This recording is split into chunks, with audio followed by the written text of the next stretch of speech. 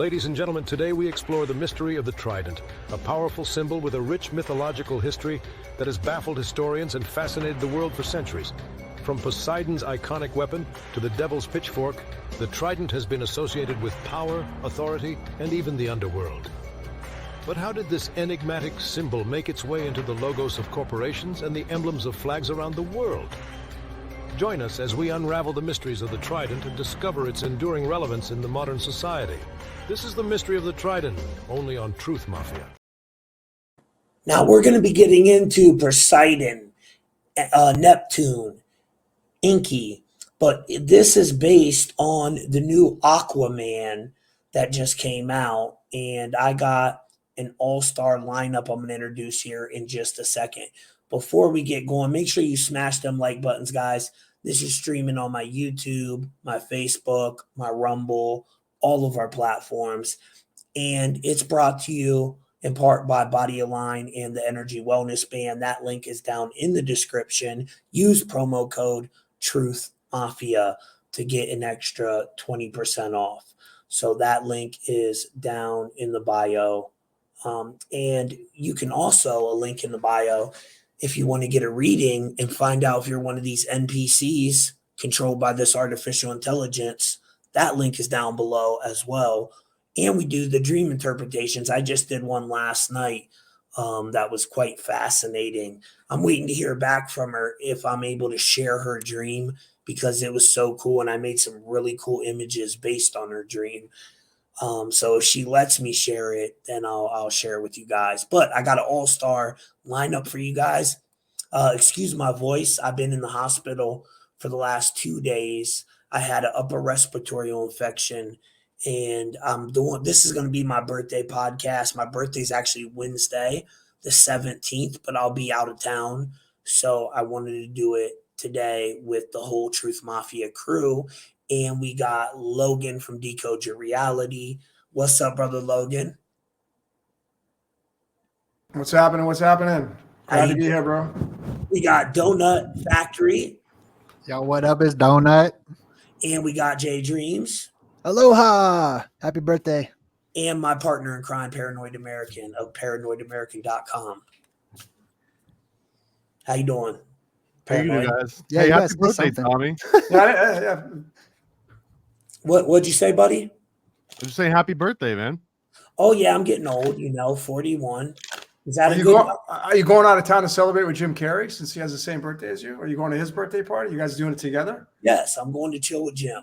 Nice. Me and Jim, we're going to kick it. You know what I'm saying? That's awesome. I would love to kick it with Jim. Heck yeah. He's different, right? But yeah, I never knew he had the same birthday as me. Does he? He does. Somebody else has January 17th. Is it Eminem that has my birthday? No, he's 1017, so it's the same number though. Okay, 1017. Yeah, that 117, which 117 is Truth Mafia in English Ordinal. Ain't that kind of weird? And I did not know that when I was doing it. It's just the organic synchronicity that came out. It's so bizarre.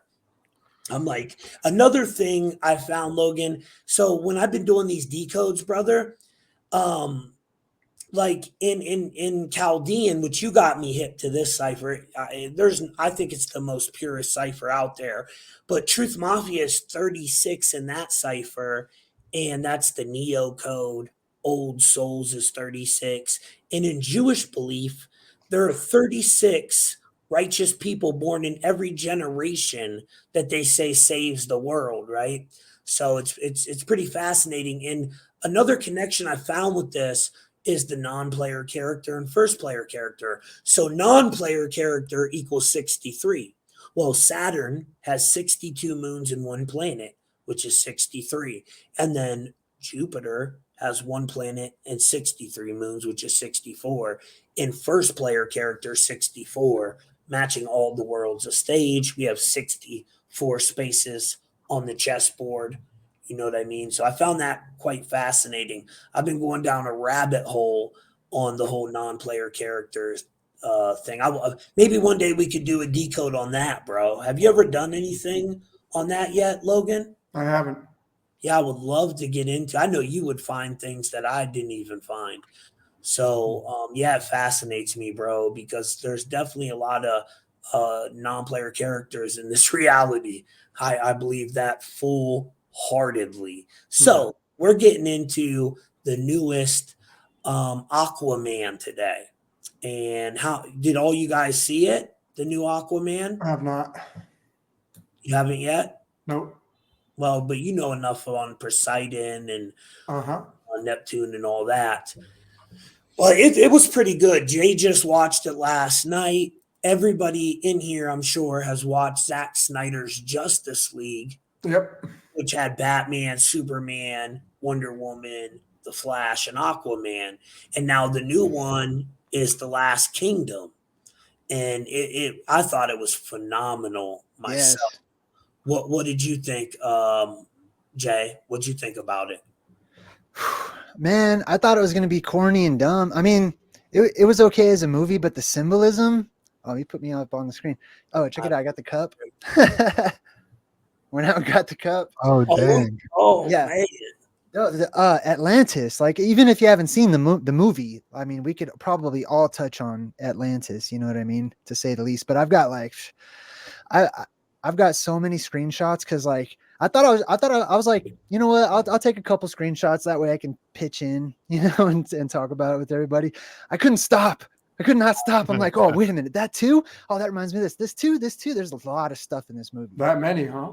Yeah, oh yeah, dude. Especially like with what Jay covers, the whole plasma apocalypse stuff. There's a lot of symbolism of the or even just the regular any apocalypse. Like the movie is basically all about the apocalypse. Yeah, and Atlantis. I mean, Atlantis is apocalypse too, right? I watched the first 15 minutes of it because every Hollywood film goes through the same structure through the first 15 minutes. And then after that, that's when they start using the programming. So every single movie is pretty much the exact same movie, where you got the superhero who you identify with through their trials and tribulations, and you start liking them because they like a woman and a child. So in the beginning of the film, the first thing you see is this Aquaman who you relate to because save women and children first, like with the Titanic, you know, we all know that saying. And this is the propaganda through films, which is the same propaganda you'll see in your media or with a politician. And then once it hits that 15-minute mark, that's usually when the weird stuff starts creeping in. But I watched the first 15 minutes of this, and I took slides of that. You could see who sponsored the film, which goes into the alcohol companies, which is straight connected to Illuminati, 3 million deaths a year with alcohol.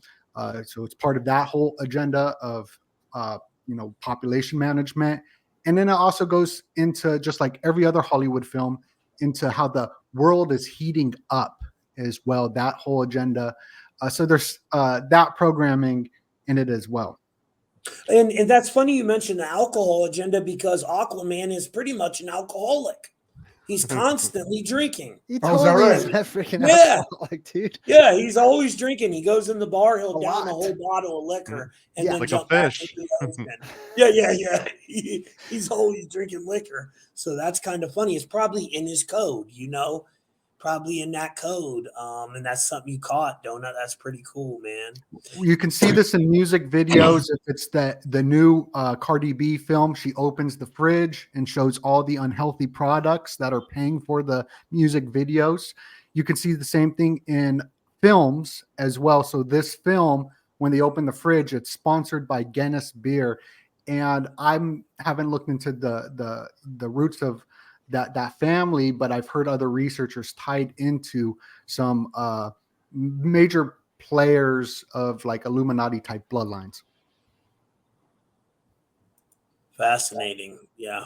What do you think, Paranoid? I always loved it. He hates superhero movies, so this one hasn't broken the trend too much, although I'll say it was a spectacle, and I don't not like spectacles, but I kept like running through my mind. The angle I kept coming up with was far less to do with like symbolism, because there's a lot in here, but I was just thinking like, why are there even actors in this movie? Because there's so many scenes when there's not like a human being anywhere on the scene, and when you do see a human, it's almost just like a 2D plane of their face that they just kind of plop on front of whatever the 3D model is. And I kept going back to like Amber Heard had all this like negative energy and bad press and everything surrounding her leading into this movie. And all they did was just like plastered her face on what, like 9 different scenes for just enough time to then stitch together like explosions and stuff. So like, why was she even in the movie? They could have had anyone's face. They could have made a 3D AI face. Would have been. But that aside, like Jay was saying, like the movie I wanted to not like, but it was hard to not like it. I just kind of ignored all the Hollywood parts and all the actor parts, but it wasn't hard because they were in like 10 minutes total of the movie, and the rest of it's just badass underwater like bioluminescent, plasma battles. So what's there not to like about that? Yeah, it was pretty cool. I enjoy Aquaman. I mean, people make fun of him. They say he's like the worst superhero. He right? started out in the movie. He was like, people don't give me credit or something. He was like, I'm always the butt of all the jokes or something. And like, yeah, dude, him and Namor got a bad rap because they're both kind of lame. I don't get how he can breathe underwater unless he has gills in his nose or something. I was like watching him like, how do they breathe under? I would assume the skin. Like he could probably just absorb the oxygen through his skin somehow. Like an insect?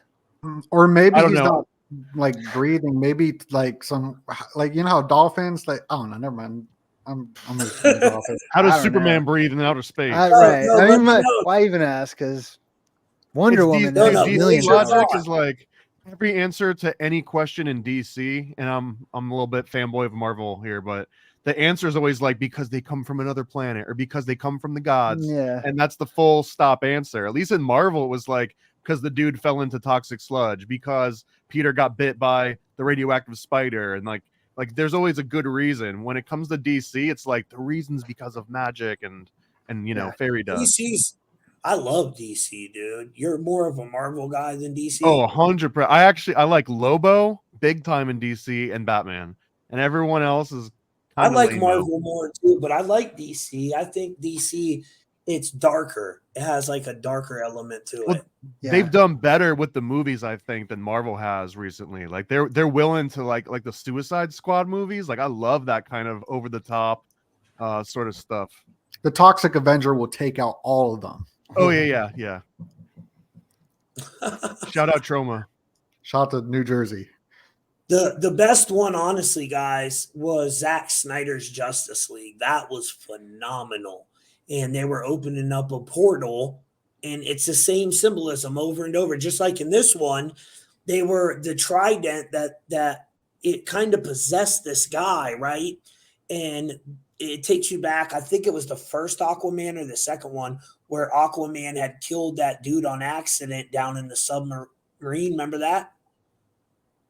Yeah. Where they were trying to rob the submarine. He ends up killing him. And then his son comes back for vengeance. Well, it's that dude that he gets a hold of this Trident that kind of possesses him and takes him over. And it's this other entity that has been like banished to this shadow realm. And that entity is trying to come back into the real reality, right? So he's possessed, his eyes go green. And whenever I see the green too, I instantly think of the green god, CERN, which is the Celtic god of the underworld. Some say that's who CERN was named after. And even when they were in their little underwater vehicles, it looked like little mini hadron colliders powering them. Did you notice that? It was like a little CERN. Something about that shape is like in the boring machines as well. CERN collider, they all have that Ishtar 8-pointed star symbol. So there's something with that symbol that they can do some wild stuff, whether that's Elon digging the tunnels or if it's CERN opening up portals. Yes. And CERN has the 8 bars going around it. We see that 8 symbolism over and over with the 8-pointed star. Wonder Woman has it on her forehead.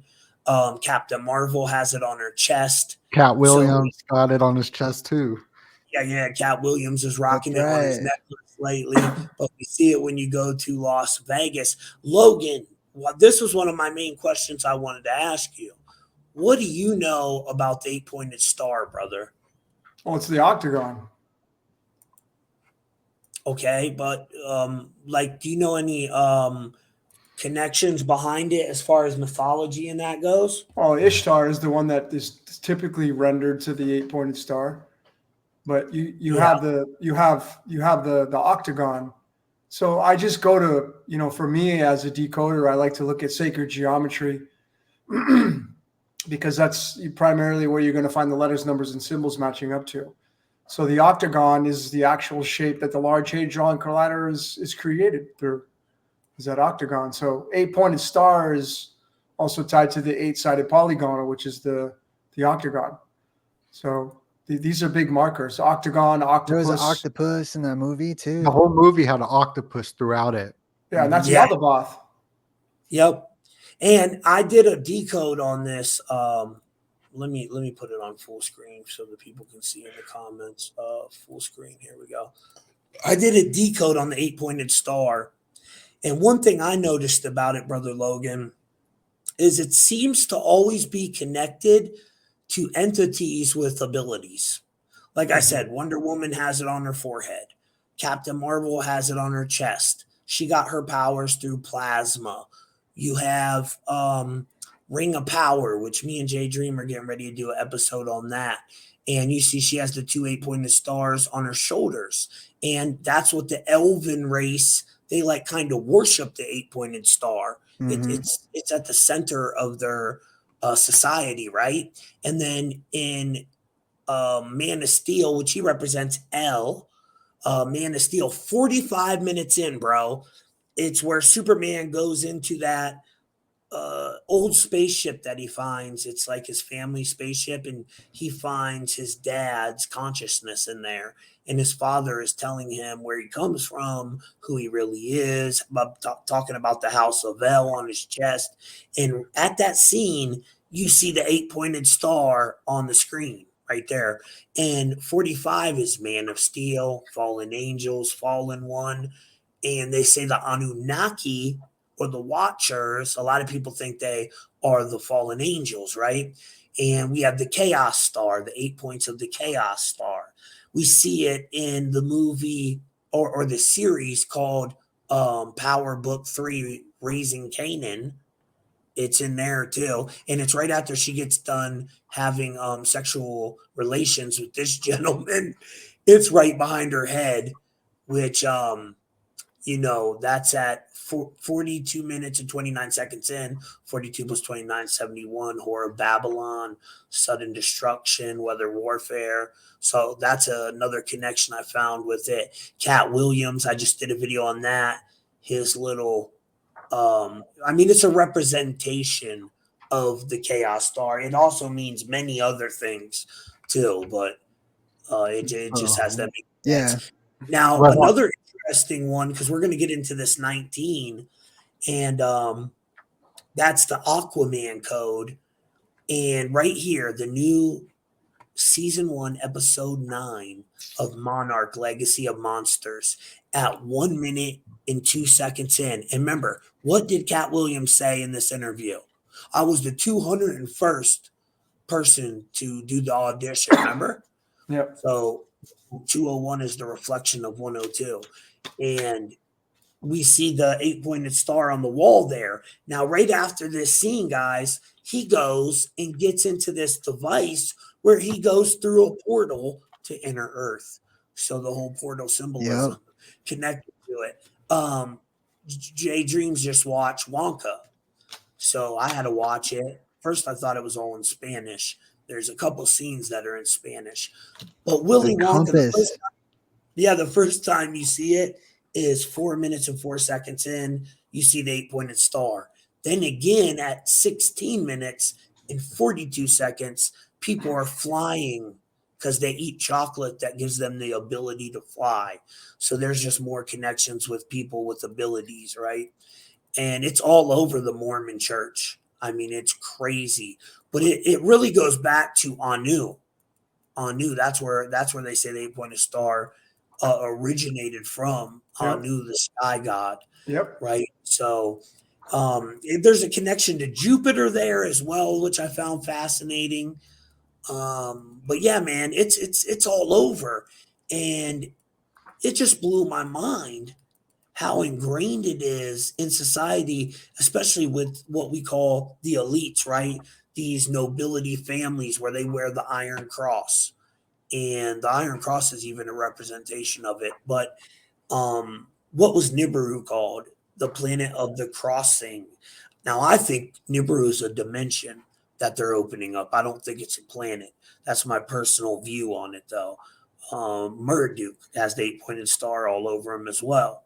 And the cross of Chirio. But the craziest part, not the Order of Dragon or the Star card, which is the 17th card in the tarot deck.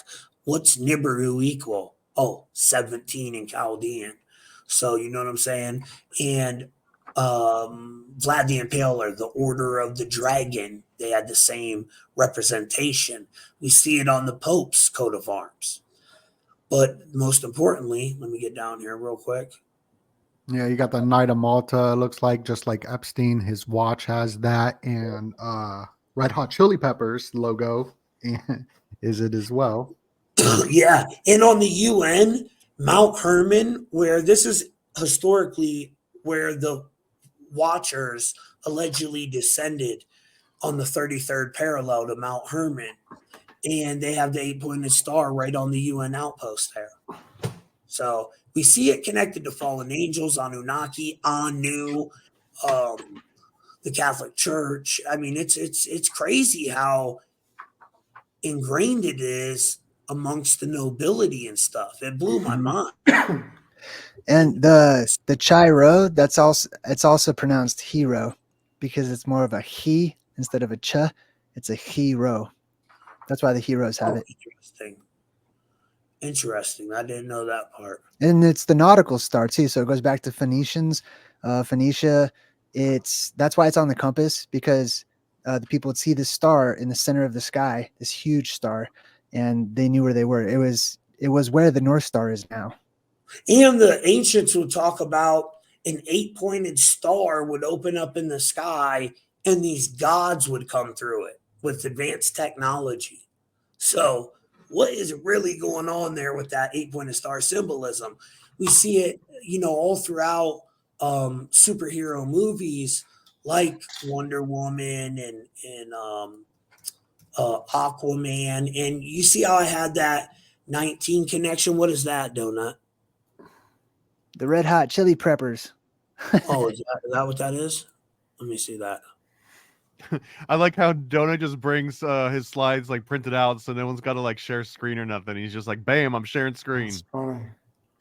Yeah, he always does. He's good at that. He busts out all the evidence. I had my microphone mute. The Economist magazine, you could just look at it similar to that. And I was just saying the Red Hot Chili Peppers logo got it right there. Oh yeah, and in the middle they have that red flower too. Right. You'll notice that red flower also it makes a lot of appearances. People will wear especially bad guys in movies, they'll have like a red carnation. It's oftentimes like a carnation. Interesting. That's pretty cool. I didn't know the Red Hot Chili Peppers had it. So the 19 connection. All right, guys. We see that's connected to the Chaos star, which Chaos is 19, right? Well, Aquaman is 19, and that's the number of the NPCs too, the non-player characters, that 19. The abbreviation for it anyways. 63 is the number if you spell it out, but the abbreviation is 19. And CRISPR equals 19, matching Aquaman and battery. Now, what does a battery do? It animates something. It brings it to life, right? And the 19th element is potassium. It has the atomic weight of 39, which is Lucifer, the light bearer. Now, potassium is essential for life. Potassium is crucial in numerous biological functions and is also extensively utilized in a range of industrial processes. As a metal, it has distinct properties like electrical conductivity, and so pretty much it's connected to that battery, which battery is also 19. And who, you see how it ties to CRISPR there? Who was the god that allegedly created humanity? Enki, right? Enki was the master geneticist that they said created humanity. And Enki is represented by Poseidon, who is Aquaman. So, Logan, what do you think about that 19 connection, brother, with genetics? Yeah, well, I just want to digress and go back to the 8-pointed star and mention that. Oh, okay. Yeah, mentioned through mathematics, 19 is the 8th prime number. Oh, so there's always going to be the prime connected to the composite number. Not the composite number, but the composite number. So the 19 being the 8th prime number tells you, and the 19th card in the tarot being the sun. Well, you now have the connecting point of the sun manifesting itself down through the number 8. Now, what is the number 8? It's the infinity symbol, and infinity means the sine and cosine wave that the sun makes, which makes up our DNA. So the sun creates a pattern in the sky called ribonucleic acid, and the ribonucleic acid is going to be the messenger or the programmer of the deoxyribonucleic acid, which forms the infinity symbol as it moves through waves through the 5 layers of the stratosphere, ionosphere, et cetera, et cetera. So the 8-pointed star is probably more linked to the number 19 in the sun than anything else. And so the number 8 being the infinity symbol is the sine and cosine wave, and that is what we are all trapped in. That's called the sine wave. Now, you had showed the potassium. Potassium has 39 as its isotope, and that can be linked to the element yttrium, because yttrium, being the 39th element on the periodic table, has the letter Y for its abbreviation, and the letter Y looks a hell of a lot like a snake's tongue. Is yttrium one with the satellite logo on it? That's right. It is. Wow. Yeah, dude. That's crazy. And, yeah. So you connect all these, and even potassium has 19 protons. Well, the element that has 19 for its isotope is fluorine, which is the 9th element. And 9 is going to be tied to the sine wave, because the word sin equals the number 9. The word atom to the original Hebrew numerology is the number 9. And atom is the sun. It's the proton. Atom, and out of Adam came Eve. And how did Eve get created? Through the rib. And the rib is called ribonucleic acid. The ribonucleic acid. So that's the messenger of the sun, the programmer. And then we get caught in the sine and cosine wave, which is the number 8, which is the infinity symbol. That's why infinity equals 26, which reduces down to the number 8. And the reason why source equals 26, which reduces down to the number 8. Oh, wow. And that's the number of the archons, that 26 number. Archons, Yod-Heh-Vah is 26. It's the element iron, and iron is basically the gold that forms the creation for this reality through the lights, camera, action, because iron has an atomic weight of 56 and lights, camera, action equals 56. So this all tells you that iron is tied to the sun, which is really the masculine form of the sun, because iron is tied to Mars, right? The iron is tied to war. So the masculine testosterone push of the sun wanting to become an avatar uses the Mars energy, which is masculine, to chase after the vagina, which is the feminine estrogen. And that's basically how it works. It's testosterone chasing estrogen. And this is where you're going to get all the stories of the male chasing the female, fallen angels, et cetera, et cetera. Wow. That's where you're going to get all that information from. That was an amazing breakdown, dude. Also, the plus and minus of the battery too, right? The anode and cathode, absolutely. So you had talked about like if you're going to get into Aquaman came from the character Arthur Curry. Arthur Curry is the comic book name, and his Arthur Curry is 34, and there's the 34th card in the cards of illumination. It's the 8 of diamonds. the 8, the infinity symbol. So the sun is going to deliver the 8 of diamonds, which is Aquaman. So Aquaman is tied, yes, it's tied to the sun, but really I think the big takeaway is Poseidon / Neptune, because it is very possible that is what's running this entire reality, is the watery Neptune, Poseidon. And keep in mind, guys and gals, Neptune just moved into its own domicile house of Pisces just not too long ago. So it is back in its own house after 164 years. Oh, it just came back into Pisces. So what does that entail for people? Because I know that certain Pluto return, certain things that happen in the stars affect Mercury retrograde, right? Messes up technology. What does this mean if it's been 160 plus years? Yeah, well, I mean, that's a good question, because it's not just Neptune sitting in the sign of Pisces right now, the 12th sign. It's also, you have Rahu there as well, or the north node of the moon, which is kind of is the drive of everything. It's in spirituality. So we're having this massive influx of people questioning everything, and the spirituality is kind of getting elevated, and that's why we're beginning to see, and things are being shown because of these positions right now. Neptune being in its own domicile house right now in that 12th sign of Pisces. And remember, Pisces is 2 fish, and the 2 fish in the zodiac represent your 2 feet that stand on the ground. This is why Jesus was a fisher of men. So you can essentially say Jesus was Aquaman. Wow, that's interesting. Mm-hmm. That's very interesting. I mean, Pisces equals 23 in numerology, and so does crown, blood, history. All that is 23. And that's 23rd letter is the Trident in the Greek. Trident, the W, yeah.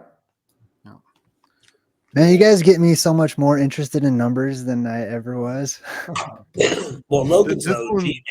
This was just a random tangent, but the number 8 in particular has been the one that made me fascinated with like Gematria and just in general, because I found out that the letter H and the number 8, they sound and look so similar because they used to be the exact same thing, that the numbers and the letters were interchangeable. And the fact that we still have a remnant of that today through the Phoenician language, it blows my mind, because there's so many things where it's like, okay, yeah, those 2 things sound alike. Okay, yeah, those 2 things look alike. No, this is legitimately a direct link to something we're using right now every day in the computer we're looking at right now, right? They all have this interconnection between the letter and the number of 8 and H. So it feels like there's a reason why those things are paired together, and it's not just happenstance. I have a slide and pictures of that letter too to share. And the top OG cipher, Chaldean, is based on 1 through 8, which adds phonetics. Yep. That's why I'm so in love. I used to think the number 36 was bad because it was connected to 666. Now I love it. It's my favorite number that I've researched, and I know what it really represents, because, certain people within the Gematria community, they were just teaching the wrong way when I was coming up, and they were teaching us a lot of stuff that wasn't true, and I just had to re-educate myself with it. But yeah, man, that 36 is actually a very powerful number. And the Homer Simpson, it's kind of just going back, but I want to notate since it's on my screen. But Homer Simpson, the Simpsons, in their kitchen, their clock, it is the 8-pointed star. But I think it goes even deeper, as well than just that one symbol. No, it is the Simpsons clock in. And even like the United Nations too got the, like you could. It's all over the place. But the Simpsons connection, thanks for reminding me that, Donna, because I need to add that. My 8-pointed star blog, I'm constantly going back and adding stuff to it. Because, I just want, when people, there's certain blogs that I do that I write at the bottom, check back because I'll be updating this one, because you always find new stuff and it doesn't make sense to redo a whole new blog. I just update it. But yeah, man, the 8-pointed star, it fascinates me so much. And a lot of people that are very religious, they believe that it's the star of the fallen angels. Um, but there is a connection there with Anu and the Watchers and all that. But yeah, man, it's just a symbol that's fascinated me for a long time. And me and Donut, when we first got together doing our little decode and stuff, that was one we were heavily entrenched in, the 8 pointed Yeah, star. we were obsessed with it. Yeah. We were obsessed with it for like 6 months straight, dude. I'm curious. I don't, not to put anyone on the spot, but Logan, you were talking about Cartagena a little bit earlier before we started recording, and my understanding is that it basically went from Canaan to Phoenicia, which was like everything, and then it got concentrated in Carthage, and then Cartagena is basically New Carthage. So, is there any like modern day remnants of Ishtar and Astarte and Tanit and this 8-pointed star like in modern day Cartagena? Tanit, yes, it's got the 8 pointed star in it though. Yeah, I mean, look, guys. I mean, I'll just be straight up. Like, it's tied right to Lucifer. I mean, you could tie it right to Jesus because the word 8 in numerology equals 18. Jesus and Christ both equal 18. I mean, this is all Lucifer reference, which is the light bringer, which is just the sun coming down and working through water. Because if you really look at the sun and the makeup of the sun through the periodic table, it's the element hydrogen and helium. Those two elements, 1 and 2. Are basically the makeup of the sun. They first measure the sun with helium. So helium being the number 2 element, it goes and gets its origins from the number 1 element, which is hydrogen. And hydrogen comes from the Greek words hydro and genes, water genes. So what is our body made up of primarily? Water. And the physical part is going to be calcium, which is going to be in your bones and teeth. So hydrogen and helium are the makeup of the sun.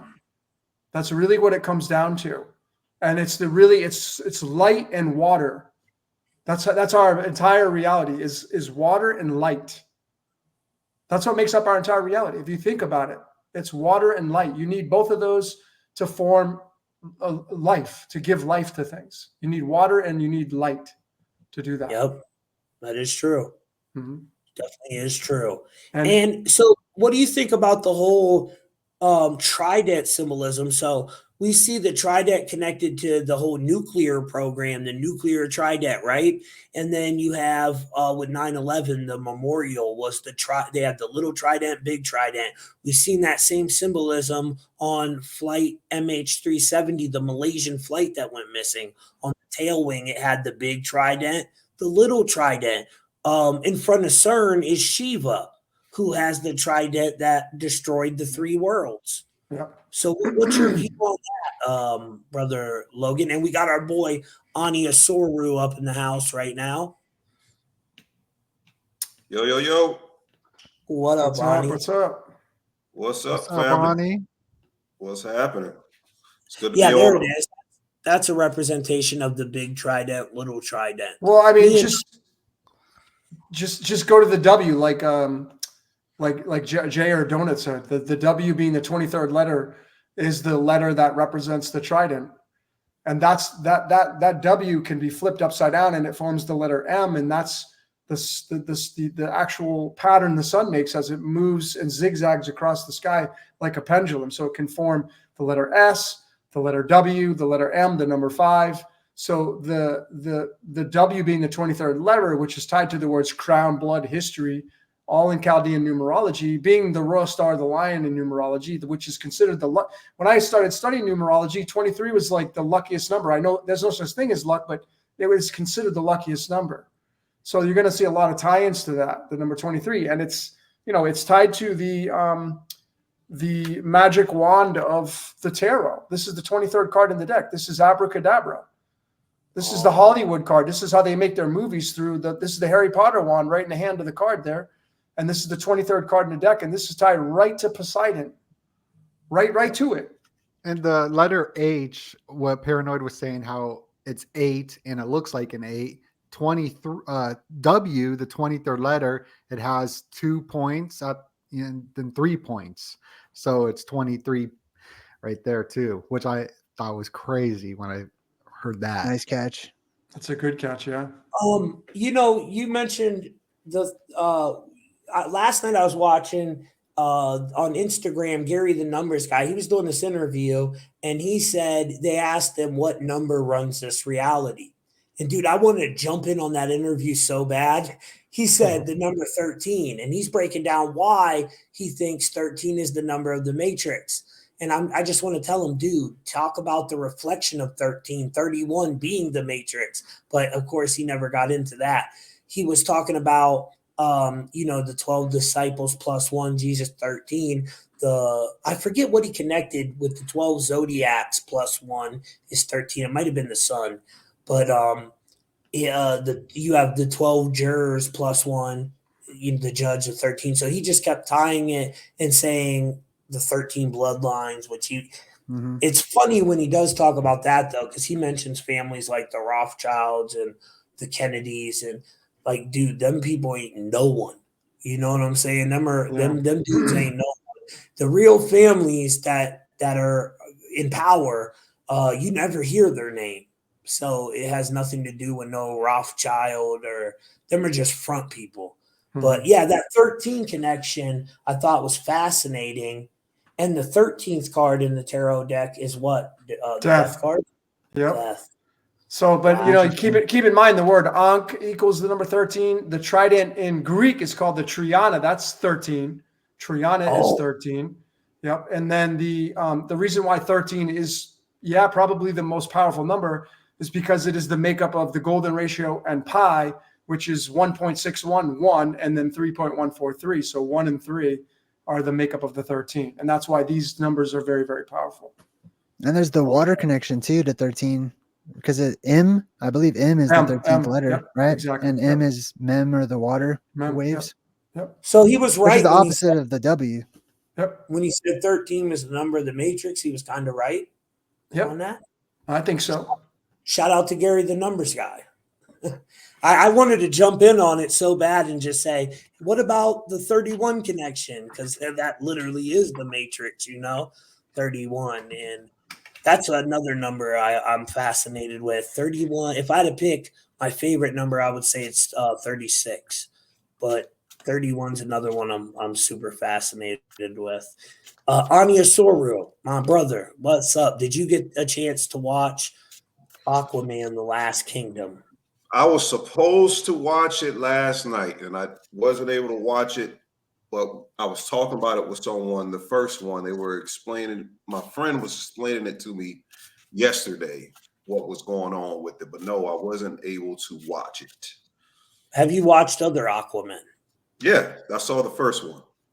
Okay, and do you know anything about the mythology of Neptune or Poseidon, or you got any knowledge like that for us?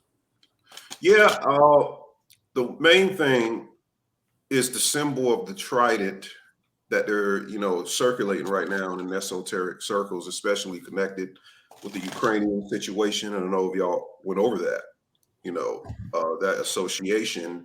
Also, Biden, his name means Bident, which is a two-sided trident. So he represents Neptune, actually. He's a form of Neptune, and he's a form of Saturn because he's older. And, I thought the Bident was Set's weapon. The Bident, ain't that connected to Set?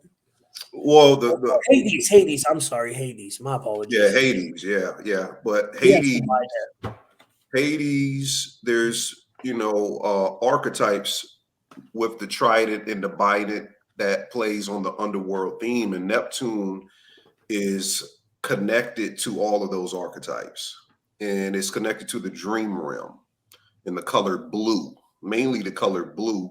And the reason why it's blue because he represents the Democratic Party, which is blue, and the blue is also associated with Israel in their flag. Yep. Which the conflict in Ukraine connects to the situation going on in Israel. And there is a Kabbalistic association with Neptune to the third sphere of the upper triad of the Kabbalah, which is Chokmah. And Chokmah, really when reality, see, the Kabbalah is 10 diagrammatical glyphs telling us how reality is formed. There's a cascade of white light that comes out of Keter, and when it hits Hokma, which is the blue Sephiroth is what they call it, the circular diagram. The blue, or the Neptunian energy of the blue, is what differentiates the quantum chromodynamics of color and makes it the rainbow, so we can get all of the colors that cascade down. So the association with blue in mythologies, especially associated with Israel in the Talmud, the blue is representative of Lilith, which she is also associated with dreams, because the Shekinah, the female feminine form of God, what we're studying right now on my Patreon, she represents what the blue is to Israel. So they cloak themselves. The flag is what cloaks themselves, and it wraps themselves around it, because Ghislaine Maxwell in this Epstein situation, she had a submarine nobody's talking about. Speaking of Neptune, and the list is a distraction. The real list is who was on that submarine with her. Her Terramar Project, nonprofit organization that she had, that was funded through Epstein. And Epstein Island has a submarine-based tunnel, and Biden's brother, James Biden, owned an island right next to Epstein Island called Water Island, associated with Neptune. So the Biden family owns the island right next door to Little St. James, because there's big St. James, and there's Little St. James, and then there's Water Island. And guess what? In the 1940s, Water Island was a submarine base. Oh, wow. Well, hey, what was you talking about with how on that island they were trying to mirror the flat earth and hell and all that? Can you break that down real quick? Well, what we're going into in my Underworld Tunnel series, what I'm understanding in classified military documents, is that we have underwater bases. I didn't believe it. Donut sent me the book. One of the guys is funny. A guy named is Richard Sauter. Yeah, show him the book real quick. The guy named is Richard Sauter. His name equals 201 in Gematria. I don't know what that means. That's what I'm working on right now, Ani. A whole video on underground tunnels. The last one I did, it got 10,000 shares in 24 hours, bro. Like, people are on that right now. So hold that up. Hold that up again. Yeah, that is one of the vehicles they use to tunnel right there. It looks like an 8-pointed star too. It also looks like, it's a phallic. It's phallic, but the underworld in underwater is feminine, because what they're preparing, the Kabbalistic wizards, the association with Gematria, they're creating their own reality, of course, and that's Elitism.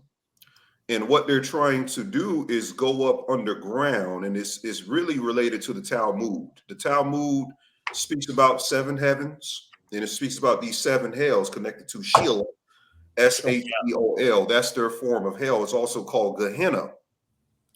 Epstein's island represented a model of the Talmud's flat earth, because he has the 7 blue stripes on the side of his temple, if you remember. And it has the golden dome. The golden dome above represents the eyelid of God. But it also is associated with the underworld, because people aren't speaking about Epstein Island having a bunker and tunnel right underneath it. And the submarine base that's connected to Epstein Island, to Water Island, is one of the biggest uncovering mysteries that is classified right now for you to find information. But the point is, he's recreating the Talmud flat earth. I'm gonna do a video this week to break it down esoterically, but basically in the God punishes Lilith when she doesn't want to get on top of Adam, if you know what I mean, get on top. Right. Yeah. And I don't know. That's the only reason why she's punished. So it has something to do with sex. But anyways, he punishes her to go into the sea. And she says, I'll kill 100 of your children, because she mates with Samael. God's upper half, his feminine half is the Shekinah, his satanic half is Lilith. And Lilith is the archetype that Ghislaine Maxwell represents in her Submarine, because Lilith can't be killed because she's associated with the water. And you have Ghislaine Maxwell, whose father was in the Mossad, which is the CIA equivalent to America over there in Israel. She's also, her and Epstein is connected with Mossad, but they gave her this submarine. And they were collecting women around, well, we're not going to get into the children how, let's just stick on the women. And the women were becoming Lilith surrogates for them to take these women up underground. I'm about to interview a woman who was a victim. Her name is, what is her name? Is she the one from Arizona? I think she's not from Arizona. I think she's from Texas. I got to remember. Her name is Juliet Bryant. I want you guys to follow this woman. And she got all of these arts. She was saying when she woke up, she was in a bunker or somewhere underground at Zorro Ranch in New Mexico. That's 30 miles from Dulce Bay. 33 acre Zorro Ranch. They love that 33, don't they? Hillary, right. 33 emails, 33 acre Zorro Ranch. So that was by Dulce? That was 30 miles from Dulce. Not only that. Hold on, Ani. Did you see the video, though, that the temple's fake? What temple? On Epstein Island, it's fake. There's the doors painted on. It's a movie set. I heard that. I have the raw video. I'm understanding now. They see this other guy named Stephen Deckoff, who is worth 3.3 billion. Go figure. 33 billion. Bought the island like 2 years ago, and he destroyed the temple, and now they got this fake model up there. The temple is real. Now they got a fake model because he's worth 3.3 billion. Oh, and that's their story. All I know is the one we've been led to believe that there's stuff under. It's not there no more. It's not real. It was real, but it's not there no more. That's the narrative. Me and you don't know if it's real. We've never seen it. We're coming up on the 33rd Summer Olympics as well, so that's going to play a huge role in the rituals coming up for 2024. And you brought up Dulce from that Underground Tunnel and Bases book. It brought up Paul Benowitz, who was under MK Ultra mind control, and a lot of the alien stories of aliens hijacking people and putting them in there or whatever was that Dulce base was the underground alien type story in ufology. So Zorro Ranch, where Epstein was seeding his DNA, they were like using cow uteruses and stuff to put the elite's body parts in so they can live long. We really went left on Poseidon to Epstein, didn't we, guys? we did, but it's interesting. The connection is the submarine. Neptune, the symbol of Ukraine, and Biden, who owns, his family owns a water. His name Water Island. We didn't go nowhere. We're right here. It's called Water Island. Look it up right now. It's called Water Island. Type in James Biden. They're still playing on the archetype of Poseidon, is what I'm saying. And it's connected to Epstein because there's a submarine base connected from water. Water Island is 30 miles from goddamn Epstein Island. It's not far from it. It's right there. And there's an underwater submarine base that nobody's talking about. in that book that he gave me, it proves that there's a bunch of submarine underground facilities that the military has. It even proves where the budget comes from with this stuff. How do they get the budget? And he has quotes from people talking about this new budget that they're sucking out of the American economy and other economies and stuff to fund this type stuff. And and Epstein, he represents Samael. Ghislaine Maxwell, Lilith, when they mate, they create these demons. Now, this woman, Juliet Bryant, she is saying that the women were collected so they can get their eggs, so they can grow the transhuman bodies for the elite to transfer their conscious to. And guess what? Church of Scientology has a church right next to Zorro Ranch and Dulce Base. And the people in the church said that Lafayette Ron Hubbard would be resurrected at this Church of Scientology. It's called, what is the name of that church they have? What do you think, they're going to clone him, L. Ron? He's coming back. Yeah, it's already, they're called the Thetan, just like Satan. The Scientologists, their nickname is Thetans, is representative to Theta, which is a brainwave. You know, the Theta brainwave is where the creativity and the deep subconscious is, right? And that's associated with the color blue and quantum chromodynamics. But the point is, it all relates to what's going on with Aquaman, because you got these submarine, I don't know, they got these elites in these submarines going from base to base, and we know nothing about it. But I remember Adult Swim. I don't know if you remember this, Thomas. You remember the show C Lab 2021? Yeah. That was actually right when I had my music was being placed on Adult Swim. Was that same exact time that C Lab was big? I love C Lab 2021, but I'm starting to believe that it was something esoteric and true about C Lab 2021. But yeah. And also, Tommy, you were talking about on Truth Mafia website the facility, right? That crazy, there's crazy story. But looking at that town, this town is full of mystery that Tommy can explain, but it's connected to what Ani's saying with the water and the underground bases.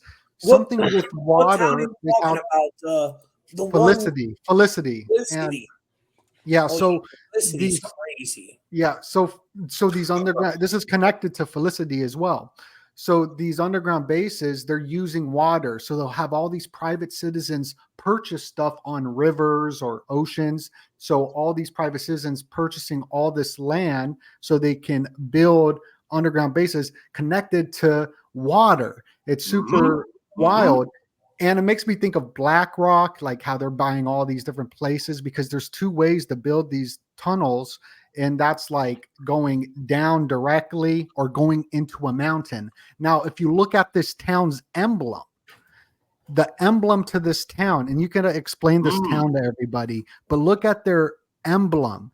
You see a mountain, kind of like NORAD. That's where they put the underground bases. And you see a stream of water because this town's right next to a river, as I was looking at it on the maps and whatnot, reading this book.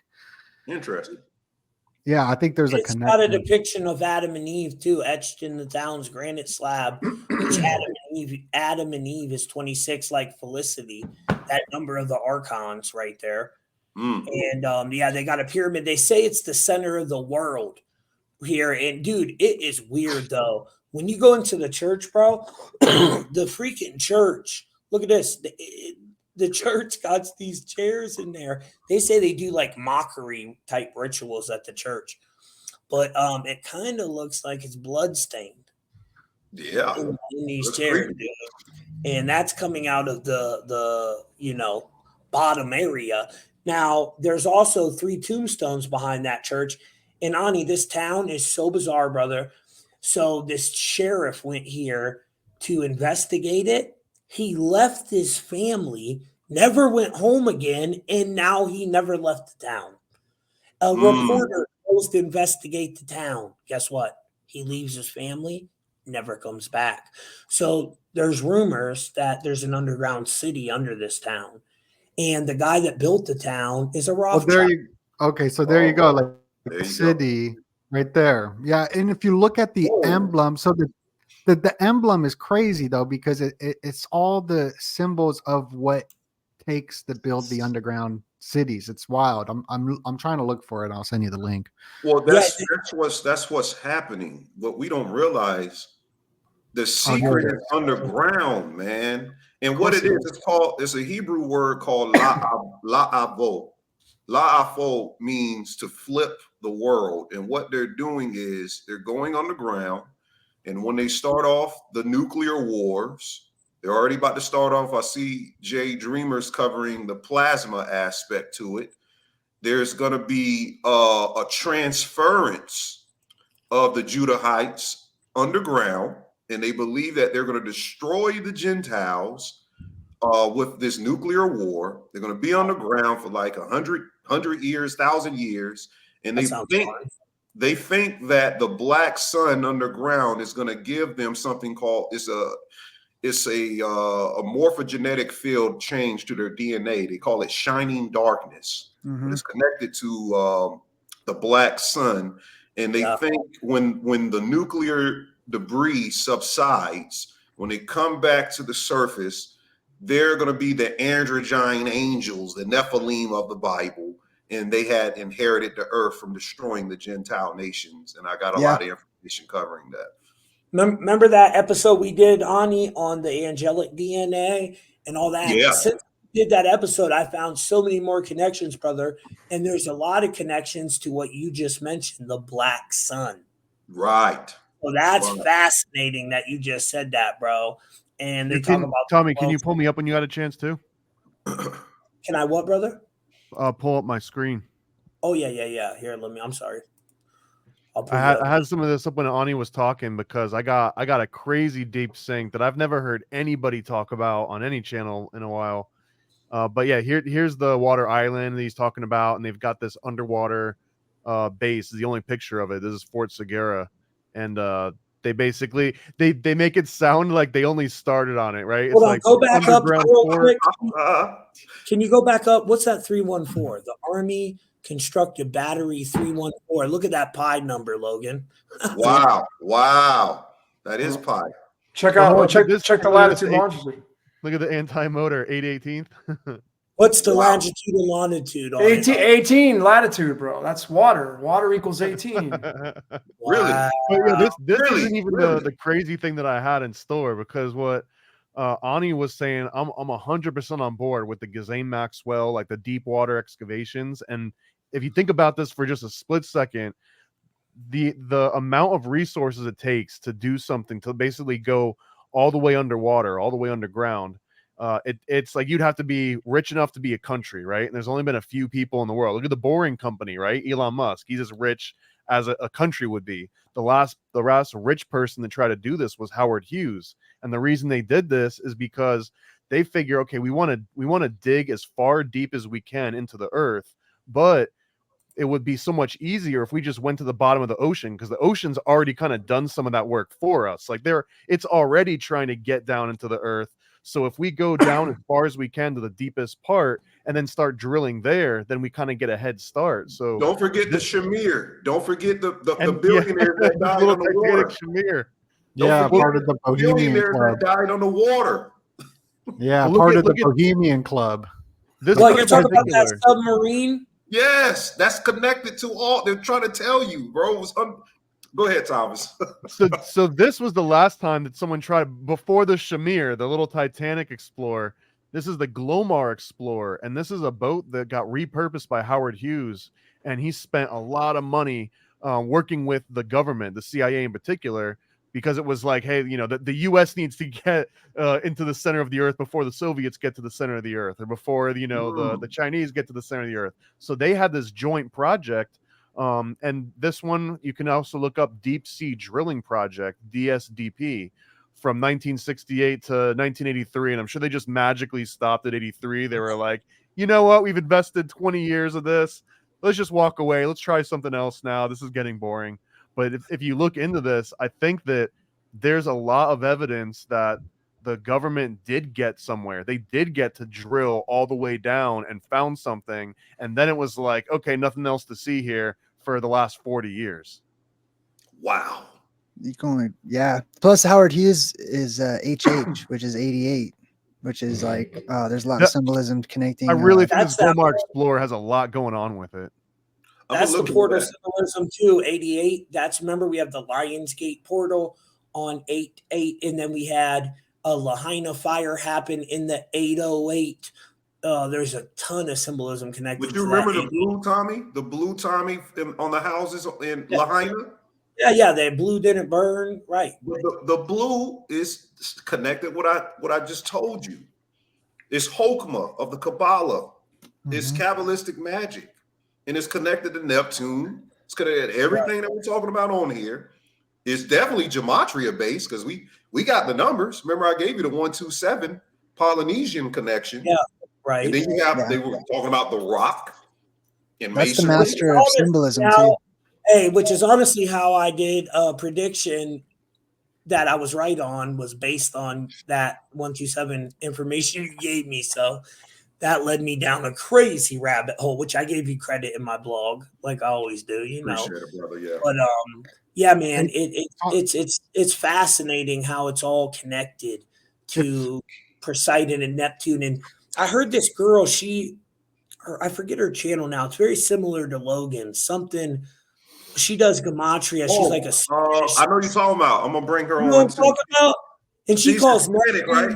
False tune. Yeah, she says it's like false tunes sending out this false frequency of this reality. I love that lady. Yeah, she has a plasma apocalypse group that I'm a part of, but she gets deep in it. I gotta get Jay hip to her and Logan hip to her because she's very. She has to be a fan of Logan's because she connects a lot of things that he does as far as on the periodic table. I never see no one doing that until Logan, and she does that. Logan, Logan, you do good work with the Chaldean cipher. I figured out a lot of stuff with the Chaldean, studying what you uncovered with the Gematria on the Chaldean side. Appreciate it. Yeah, we're all just trying to chip away at all this kind of stuff. It's not just, I mean, I don't know, Chaldean, obviously you guys know it's like been my foundation, but when I personally as a decoder, when you know how to use these ciphers, they have their own foundations to them. So if you don't mix and match them, that's where you'll find the magic.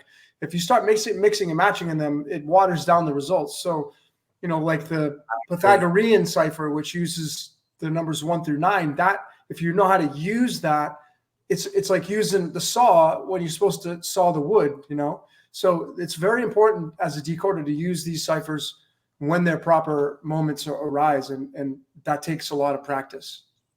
Yeah, because there's people out there that they'll use 7 different ciphers. Yeah, you can't do that. You can, but you just, because there's a lot of numbers that match a lot of the numbers. Yeah. Words that match a lot of numbers. So as a decoder, I've said to my audience, just use one and get your vocabulary down with one. And then when you get it all memorized, then move on to the next one. And you'll see how it just all falls into place, especially with the periodic table. Like that to me is the bridge. It's the golden bridge. I mean, everything's through alchemy. I mean, there's Neptuniums on the periodic table. I mean, Neptune has the destiny cards in there too, bro, with the of course turbo, and it's just a whole nother level. Well, that shows the picture. So you get alchemy to show the bridge of the numbers through the spoken word, through the mathematics, and then you get into sine and cosine waves, pi, phi, sine. All these are very important measures, but the periodic table has been the biggest probably game changer. And there is an element called Neptunium on the periodic table, and it has 93 protons, and they say the sun is 93 million miles away. So is there any merit to this Neptunian? Yes, of course. Where does it sit? And not, when you add its electrons, protons, and neutrons together, 93 and 237, it gives you 330. So that's that 33. And why the 33? Why is it so special? Well, you go to the 33rd element on the periodic table, which is called arsenic, and the sublimation of arsenic, which means it goes right to a gas. It doesn't have to go through the 3 stages, is 616 degrees Celsius. And 616 is the great beast, which is the portal, the Stargate. It's the zodiac symbol. It's the 12 signs with the Jesus Christ in the middle, which that is the great beast above, which is harvesting energy. That's what harvests all our energy, and it runs this entire reality, is the celestials with the sun, with the moon. That's how I have it pegged personally myself. But the 616 being tied to arsenic being poisonous. The isotope of arsenic is 75. 75 is Lucifer. They say that's the true number of the beast on Papyrus 115 too. Yeah, 616. And then ritual sacrifice, I think, is 616. So that's definitely fascinating. The only time I use multiple ciphers, Logan, is if I'm doing a reading and I'm just trying to look at numbers with the person's name. You know, if I'm like looking at their a name decode, that's the only time I use multiple ciphers. But when I'm like decoding a movie or something, my people will tell you I'm always mostly on Chaldean. Once in a while, I like English or Latin. Yep. I like English too. Latin is like the only one that really is technically Gematria, right? Hebrew. Yeah, I mean, I like doing the foreign languages, you know, especially if you're going to decode the Bible, you got to go to the original Hebrew and Greek. You know, that's how you're really going to find out the nitty gritty on all the biblical stuff. I mean, I just did a decode on my last one I put out called God, I can't even think of the name of decode, but anyway, I decoded the 50th book of the Bible because that's Ephesians. Ephesians is the 50th book of the Bible, and there's a scripture in there, Ephesians 6 verses 13, which talks about putting on the full suit of armor of God to protect you. And the 50th card in the cards of illumination is the Jack of Spades.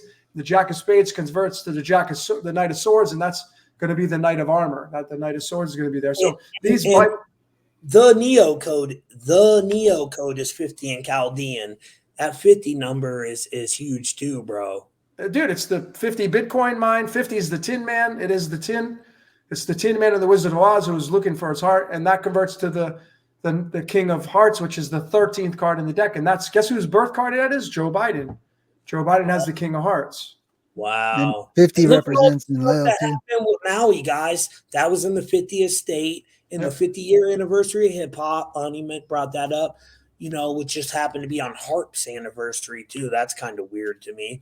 But yeah, there was a whole connection to 50 said. And Donut, remember when we decoded 50 and he had that star card connection? I think it was connected to maybe his first project or something, or it might have been his birthday. No, the name of the TV production company is Stars.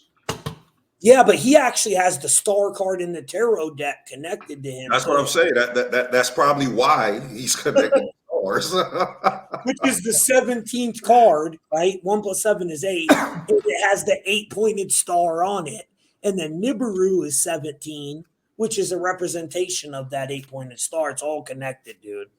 It's so fascinating. But Jay, I'm gonna let you do your breakdown on precise or this movie, brother.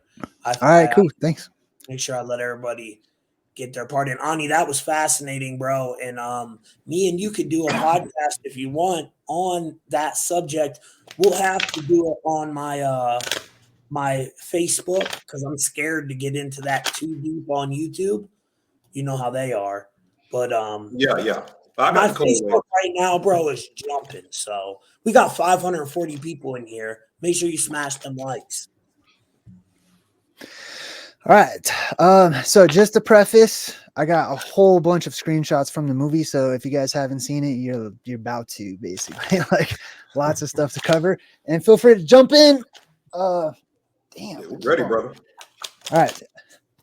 Whenever you're stretching and everything. This is gonna get serious. It's gonna get damn deep right now. I don't even need to watch the movie now. That's good. I could just like watch it through your lens, bro. All right, sweet. Let's do it. So this is one of the things. They went down into Antarctica, right? And they're showing you this weird creature that they found down in Antarctica, which, you know, also has like a little star thing. I talk about monsters, you know, specifically those that come up and rise up from inside the hollow parts of the earth, and then those that float down from above.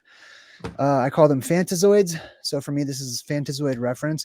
These are some actual creatures that are found in Antarctica. This is like a 20-armed weird creature. I don't even know what it is. They call this like some strawberry monster. or something, because it looks like it's got a strawberry in the middle. Look at the color, right? A lot of these monsters, or even aliens, are depicted with this type of an off-white sort of a color. This one I posted on my channel in the community section. Some weird new creature they just found too. Look at the teeth on that. That thing freaks me out, dude. That whole look. Yeah, these are scary, right? These are monsters, and a lot of them, they don't have eyes or stuff like that, which is a lot of modern movie monsters are starting to be portrayed this way too. That What are them things on it, Jay? Is them hairs? Yeah, there's some kind of like hairs, frills, Oh and my something. Lord. Yeah, this one's actually really tiny compared to like this one right here. This one's pretty gigantic.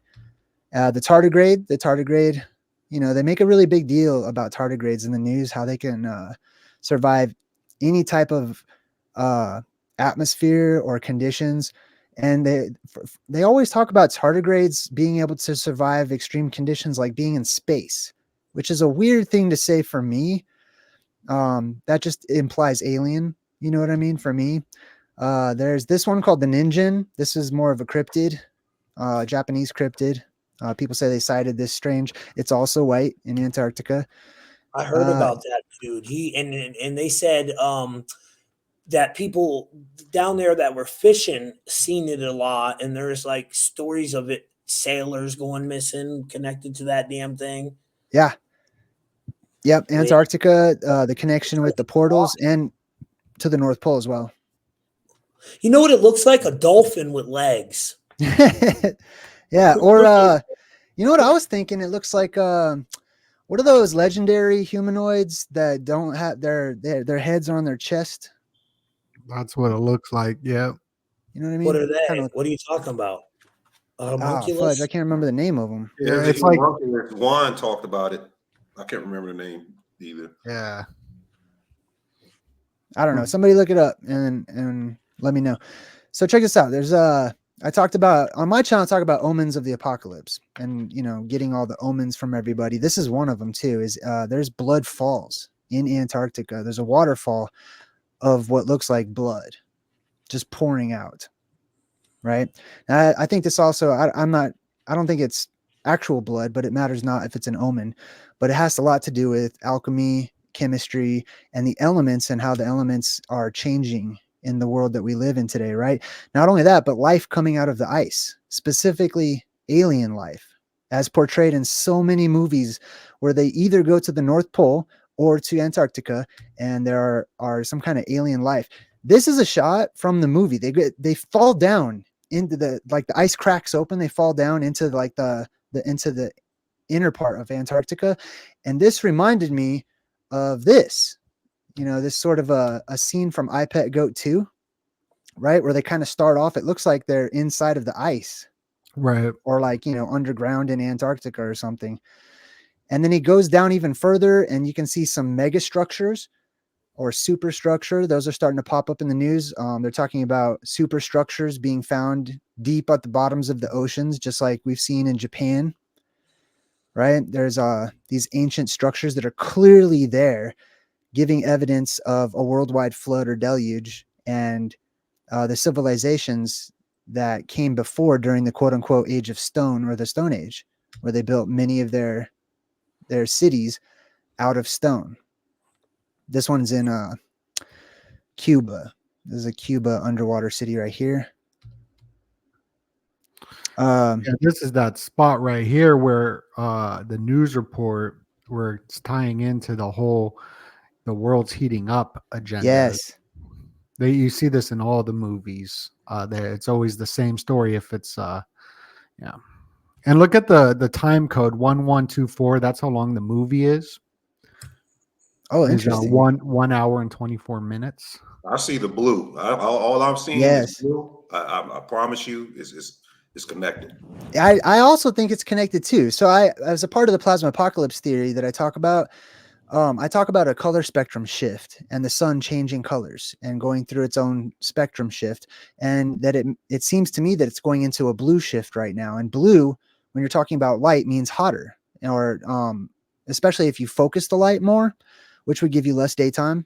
And that brings us to like the shortening of the days, etc. And all the symbolism of the sun destroying the earth, etc. So when Aquaman goes down into his little underwater, city, there's like a council, right? There's like this council of Atlanteans, and the council is talking about how the Earth is on the verge of being destroyed. They would blame it on humanity. I have, I lean more towards nature and stuff like that. Not that we don't play a part of it, but we're part of humanity. I mean, we're part of nature. So one of the things they talked about was they asked this council what's wrong, and they said, well, the acidification of the ocean is one. So here's an example of the ocean water becoming more acidic. And this is seen in news stories across the world where waters are turning red all over the place, red rivers, red lakes, and the ocean itself eventually too, which I'll make a point with here in just a second. But you can see it says that carbon dioxide, right? And then plus water, plus CO, carbonate, iron, or whatever. Anyways, it's the acidification of the ocean, right? Because when it becomes, well, let me show you. I'll show you right here. This says, I typed in heat releases oxygen from the water. So let's say that that the atmosphere is heating up, but more specifically, I'm going to say that the sun is heating up and that the light from the sun is becoming more potent. So if that were true and the sun itself is actually heating up the surface of the water, and on top of that, gases that are being released from inside of the earth as it gets ready to give birth once more are also being released, which is giving us, potholes and sinkholes and earthquake lights and all these things as the gases become ionized. When water heats up, the temperature of the water increases, the amount of oxygen that the water can hold decreases. So it starts to release all of its oxygen, and that results in less oxygen available for aquatic organisms, which give you dead fish and, animals dying left and right in the ocean. Also, it makes for a much better situation, a living condition for bacteria in the ocean, specifically cyanobacteria, which is something I'm studying. Which is like that blue-green color. We were talking about that earlier. That blue-green color for cyanobacteria. I don't know if people know this, but more than 50% of the entire world's ocean are now green. They're not blue. So the oceans are changing color. They're going through their own spectrum shift or color spectrum shift. Now, the problem with this is that the green bacteria in the ocean, which it's turning, more than 50% of the ocean is already turning green or has already turned green. If it gets too bright, that bacteria has a defense mechanism and it will turn red in order to protect itself, which leads to toxic algae or red tide, basically. And red tide is, I believe, one of the prophecies biblically where it talks about the oceans turning blood red. That would be one of the huge signs to look for. And that would have a domino effect, killing off so many things, releasing these toxins into the air and into the atmosphere, the world across, causing, respiratory sicknesses and stuff. The water's all turning red. So many of them are turning red. For the past few years, there's unlimited numbers of examples on the internet right now. Gigantic lakes, places that are unheard of, the waters are all turning red and stuff like that. These are just examples, how it would look like blood, etc. And this makes it, by the way, because I've grown up in South Florida for a long period of time too, and this red tide makes it unbearable to just exist. Like you can't breathe, you're coughing, it'll stay with you, you can smell it. Yeah. And it basically shuts down the entire city. Like no one's going there and spending money or going to restaurants or none of that.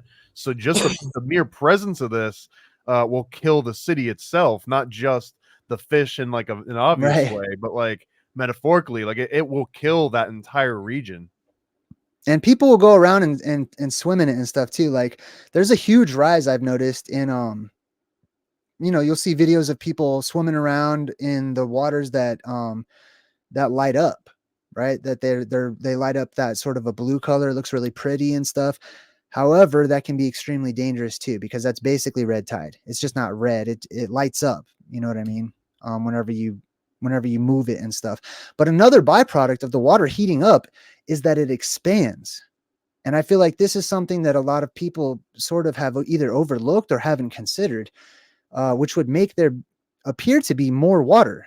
So imagine the ocean's water levels from the top and the bottom are becoming hotter, they would expand, which would raise the levels of the ocean, or the ocean levels, right? So not just ice melting, basically, and it's could possibly be an actual expansion of the water. This right here, oh man, like this is when I was like, I'm getting deep. Like they brought up Orichalcum, which has come up so many times in my studies. Orichalcum is, it's related to Atlantis and the stories of Atlantis. Historic records from Plato and others, they've spoken on Atlantis as a matter of fact. Yeah. Was the Orichalcum, was that the stuff that was the energy source they were using? Yes. That was killing everything. Yes. It was bad though. Okay. Yes. Right. So this is ancient. The legends say this is ancient Atlantean, a rare metal that we are unaware of today, or that we don't have today. But they had it during the time of the Atlanteans, and the Atlanteans would dig it up, and they would. It was holy to them. It was a holy metal. It was special, and it was worth more than gold because it was extremely rare. But more than its rarity, its rarity was sort of besides the point. It's what it did, and it did so many different things. So I have here, according to Critias of Plato, the inner wall surrounding the citadel of Atlantis with the temple of Poseidon flashed with the red light of Orichalcum. So they decked everything. This was a holy substance, but it's because of the effect it had on the people as well. Not just because it was pretty, not just because it was rare, but because of what it did. It had an effect on people. I also found that there's a connection to Energon. This Orichalcum is the exact same cartoonified substance. If we look at it, through motifs across fiction, the Transformers also had their version of Orichalcum, which glows red. They called it Energon, right? So here's a little clip I took from Rise of the Beast, Transformers Rise of the Beast. In the middle here, you basically have, and I broke this movie down on my channel too, but up here, this would be a type of Mount Meru symbolism, or Rupus Nigra. You'll have to excuse the train. I'm sorry, I can't do anything about the train. And then right here, you see how the rocks are turning blue? That's because this mountain, basically, which is to me a type of plasma volcano, it erupted, and all of that energy shoots up from the earth. Terrestrial energy, a terrestrial energetic charge, reverses once we go through this polarity shift, and it comes up through cavernous systems inside of the earth. And all that energy charges and activates certain metals, or makes them radioactive. Now, radioactive doesn't always have to mean bad, or it's going to kill us. I know that's sort of a stigma that radioactive substances have. You can see it over here too. But that's another thing that it does, is it makes the metals glow. In Rise of the Beast, Bumblebee died. They put him on top of this, which for all intents and purposes is an Orichalcum bed, right? Which this is, man, there's so many connections with this type of stuff, especially when you research stories about people who've gone into the earth, into the hollows of the earth. You put him on this Energon bed, and it brings him back to life. It has life-giving properties, at least throughout fiction when it's represented. So once it charges up, which is after an apocalyptic scenario, the energy emanates from this metal, and it has an effect on humans. And Tommy, we're going to talk about this more too, but it also has a connection to the Lord of the Rings and the Rings of Power. Mithril, remember that? Yeah. The dwarves? Yeah. Yes. So this is basically also a type of mithril. Right here, you can see it in the Lord of the Rings. They briefly sort of brought it up in the first movie. Gandalf, it talks about mithril because Frodo had that, fancy armor that the elves gave to him or whatnot, because the elves kind of used mithril as decorative, right? Here's actual, clip from the show. This is what it looks like. They called it what'd they call it? Gray metal or gray. I forgot. They have different names for it, right? The different races or whatever. And it's just an extremely rare stone. Now, when they refine it in the Lord of the Rings, it's called Ithildin. And when it's Ithildin in this state, it actually glows under the light of the moon. And this is what you see under this this moon gate, where they had to like read this this elvish right here. They had to read that. And it's all glowing because it's made of Ithilden, which is aka Mithril, aka Energon, aka what was that first one? Oh, Orichalcum, right? Aka Orichalcum. These are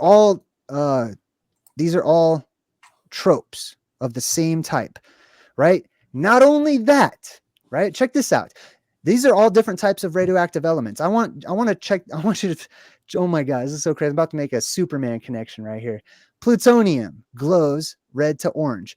Curium glows pink or purple. Einsteinium glows blue. Radon glows orange-red.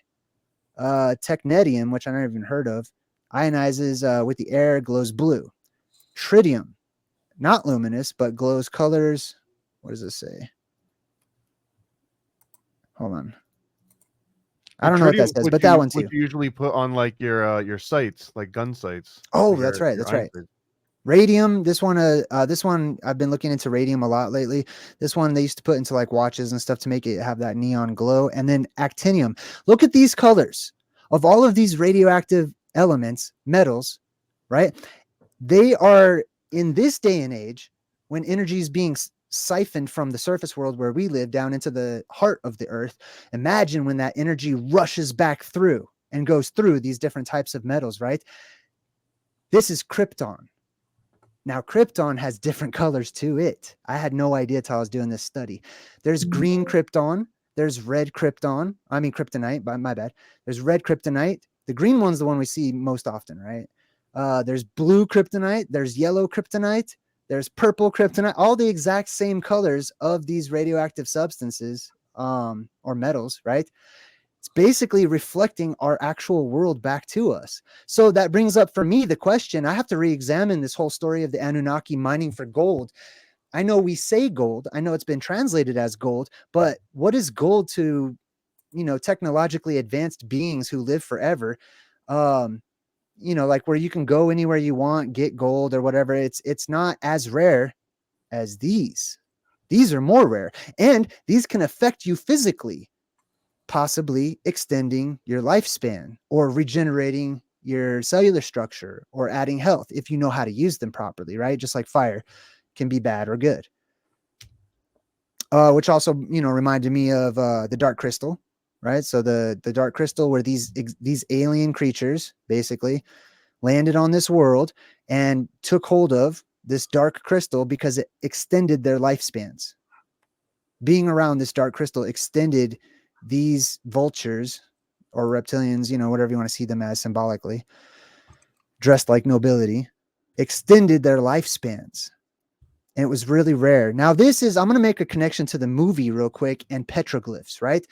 Take a look at these petroglyphs and then take a look. These are the Ant-Men as depicted in America on rock, right? The Ant-Man of the Hopi, etc., on different Native American tribes. Look at that weird squiggly thing right next to it. Look at this one. There's another depiction. And again, compare these right here to the actual clips from the movie of Black Manta.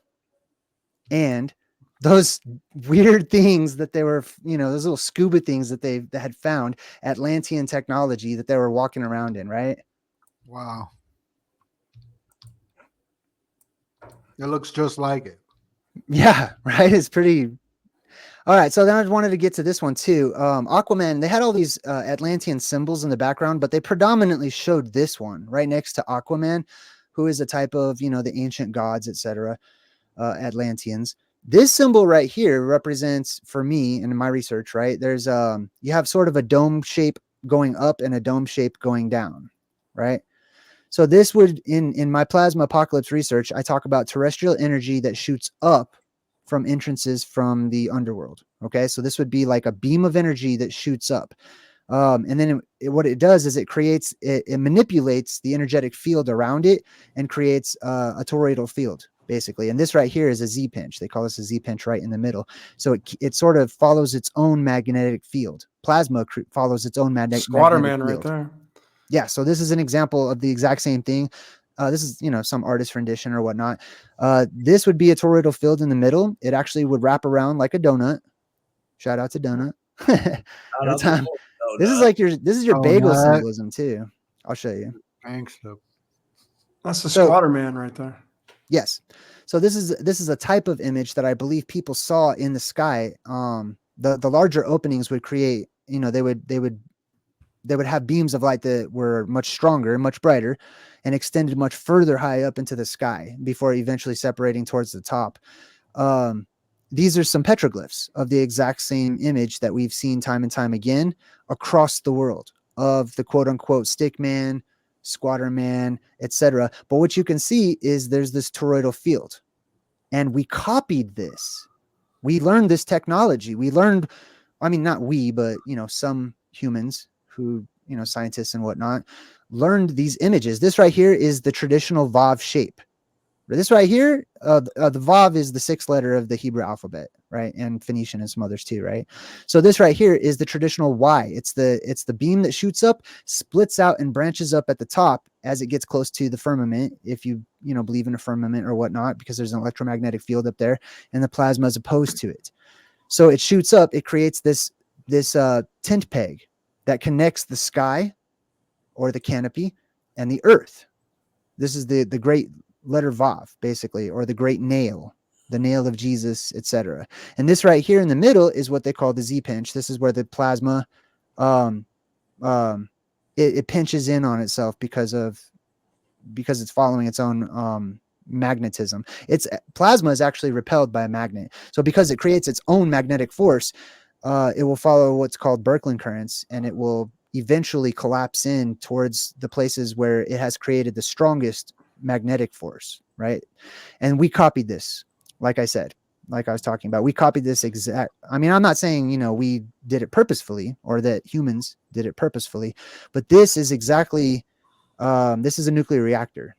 And there's plasma that wraps around the middle of this, and they spin it around and they draw energy. It's the most powerful thing. There's another image from inside of a nuclear reactor. They had in the movie the part where they went to where the bad guy was hiding, Black Manta, where he was basically hiding was underneath the volcano, which I'm going to come back to that because of the symbolism. But they symbolically stumbled into the center of the world, which is the hidden island. This is Kong Island, Skull Island, all these different mythic and legendary lost tribes, lost islands, etc. And they were talking about how this substance, Orichalcum, which may be akin to a radioactive material, cause things to mutate and to grow. And right here, you actually have, it's hard to see without because it's a still image, but this is a gigantic butterfly, huge. It lands on this plant right here, and this plant gobbles it up. I'm so glad you got that. And it's a monarch butterfly. It's a giant monarch butterfly. Yeah.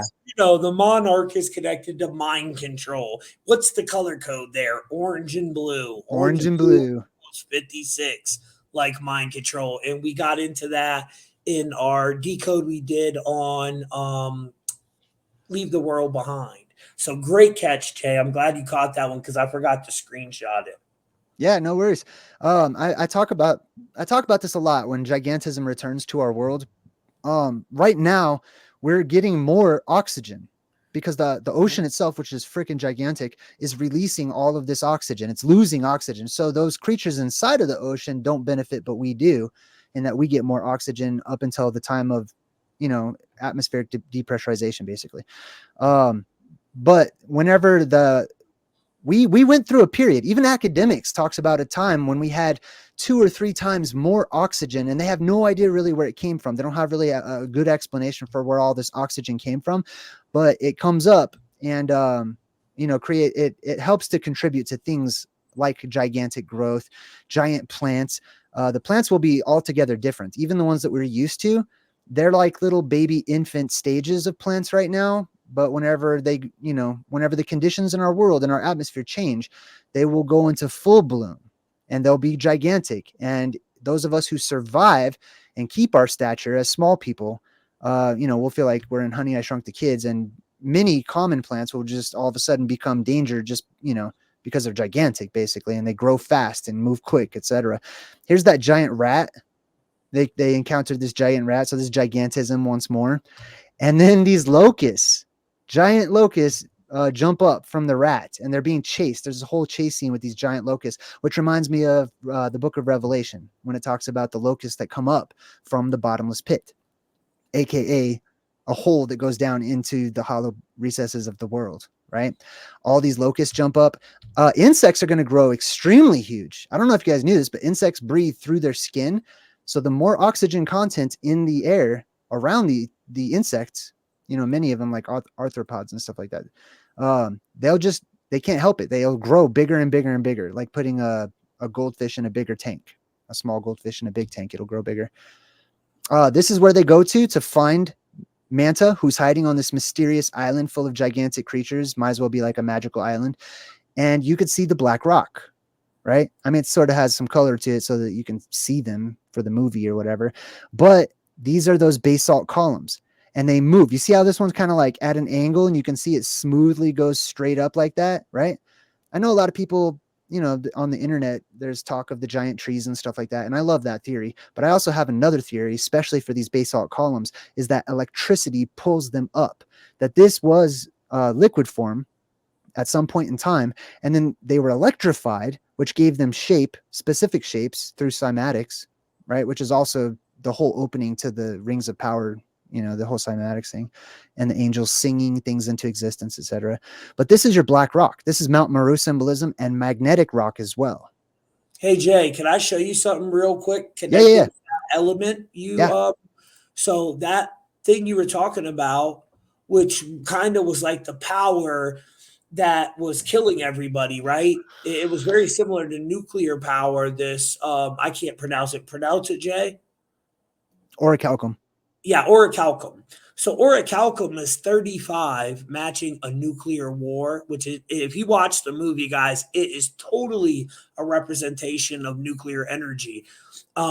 Very similar anyways. Atomic bomb is 35, inner earth 35. That's Agent Smith's number too. Wow. And the god Saturn now, element 35, is called bromine, which bromine purifies water. And it's also connected to radioactive isotopes. So I found that quite fascinating. I'm sure Logan would probably see more connections to the Orichalcum. Did you notice anything, Logan? Oh yeah, ton. Yeah, simulation equals 35. Oh, is it? That's good. I need to add that to my Rolodex. Yeah, and it's tied to chlorine. Nice. So the 17th element, which is a star card. Oh, wow. So it mentions that here. Hold on. It says the mass of bromine in the ocean is about 1/300th that of chlorine. Yep. So what? Chlorine is tied to the first blood types, the O blood types. What? O that negative? Makes sense. That actually makes a lot of sense because I believe that during this plasma apocalypse, as I talk about it with the depressurization of the atmosphere, that there's different gases that are created in an alchemical wedding, if you want to look at it that way. It's the merging, you know, of the different gases and stuff like that create more different types of chemicals, basically. And chlorine is one of those from sodium chloride. It's just pulled right out of the ocean when you run electricity through it. Well, I got this theory too, Jay, that what they're doing with nuclear bombs, dude, I think it's connected to opening portals too, brother. Yeah. I really do. And I mean, people have told me I was crazy for thinking that, but there's so many connections to portals. And how do we know? We don't know what it does when they blow one of these damn things up. They say it's felt through all the other dimensions or all the other worlds throughout the multiverse. So I think there's something there happening. We also see the connection to nuclear with jinn. If you look into the jinn, you'll see a connection to nuclear, which is fascinating. And there's got to be something going on there where they're opening these other realities with this type of weapon system, nuclear weapons. Yeah, and the jinn being smokeless fire, possibly plasma. And look, dude, there's a story about the Babylon workings Okay, so they said they created this baby, right? The moon child. They said Mhm. it was actually really born. And And now, it was Chris, Marjorie Cameron was part of that theory. okay, so you know what I'm about to go down, don't you, Paranoid? And they said they took the moon child and put it in the first nuclear explosion that they blew up over in Japan, and it was like this ancient ritual to bring hellfire. And then Nice. so that fetus was in the original freaking nuclear bomb. So that to me is just fascinating. Whether it's true or not, I don't know, but it's a fascinating theory. And Moonchild, when you do your never-ending story breakdown, you'll probably talk about Moonchild as well, because that was the name of Atreyu had to give to the childlike princess. Yeah, but it just that's all I really wanted to And the add. number 8. So 35 is 8, right? Yeah, I'll check this out. Can I go back? yeah. All right, I'm gonna show you. Let's see, because 8 comes right into play too here.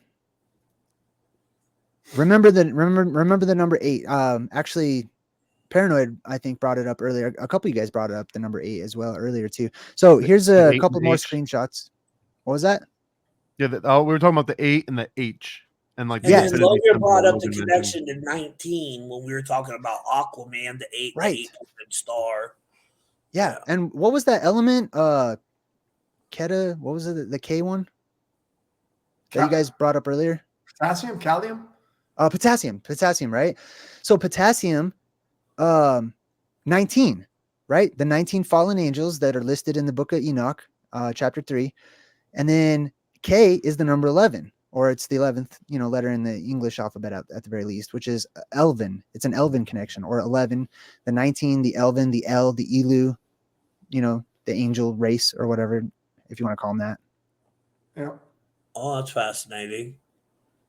Yeah, that chaos number. Also, the number of genetic modification. What do they say about the fallen angels? That they manipulated the genome, right? Mm-hmm. So, and then you got the story of Inky and Enlil. It's all ties into that DNA modification, creating chimeras. And On, or Anu. So fascinating how everything's connected, man. Yeah, and the 8-pointed star also falls in there too, right? For the portal symbolism or whatnot. Yeah, and it's directly connected to the number 19 with the chaos star. And Logan, what'd you say was what prime numbers? 19 is the 8th. 19 is the 8th prime number. That's right. Yeah. I didn't even think of that. So that's crazy. Watch, I'm going to show you how 8. 36 is connected to 8 too, ain't it, Logan? In primes or something. I can't remember how. No, 23 is the 9th Fibonacci, is the 9th prime number. No, let me see. 36 is 151 is the 36th prime. Or 151 is tied to the 36 through the Europium. But although it was Zach talking about 36 connected to 8, so he's probably lying anyway. So he doesn't. Yeah, 151 is the 36 prime, and 151 is tied to the operating system. This is all operating system now. The 151 tied to the pyramids. Yeah, I'm not a big fan of his. It's so interesting when you guys say prime. I keep thinking of the Transformers. Like every time, the prime numbers and the primes of the Transformers. Yeah. Then this next image is just basically just going to be another like picture of the Mount Meru volcanic plasma volcano symbolism with the green energy. So they show a lot of this green stuff, which a lot of gases can turn green too. Keep that in mind. Which is dangerous. It can be dangerous during the apocalypse depending on what gases they are, obviously. But this is also the green color from the North Pole. They say there's a green gas too, like with the whole Nibiru theory, that there's some green gas that comes and kills everybody. And if you look into the reptilian catacombs under California, they said they built this underground city out there, and it was in the 1934 newspaper talking about these reptilian catacombs, right? And they said that they were trying to escape this meteor shower.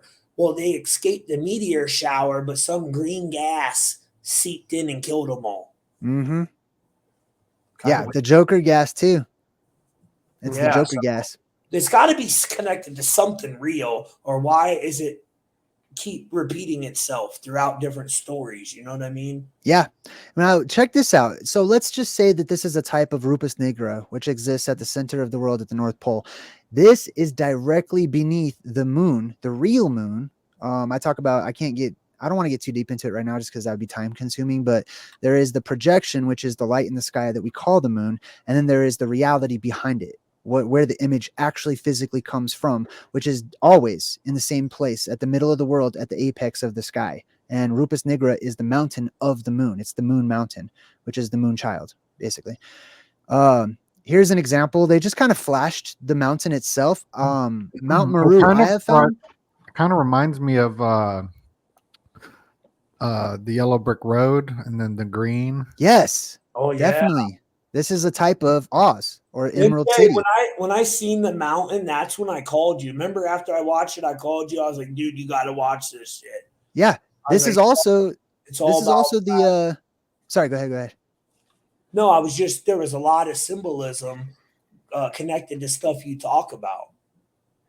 Yes, this mountain right here, you'll see this when you do the Neverending Story. I know you said you wanted to break down the Neverending Story too. So this is basically the Ivory Tower. Also, it's split just like this right in the middle.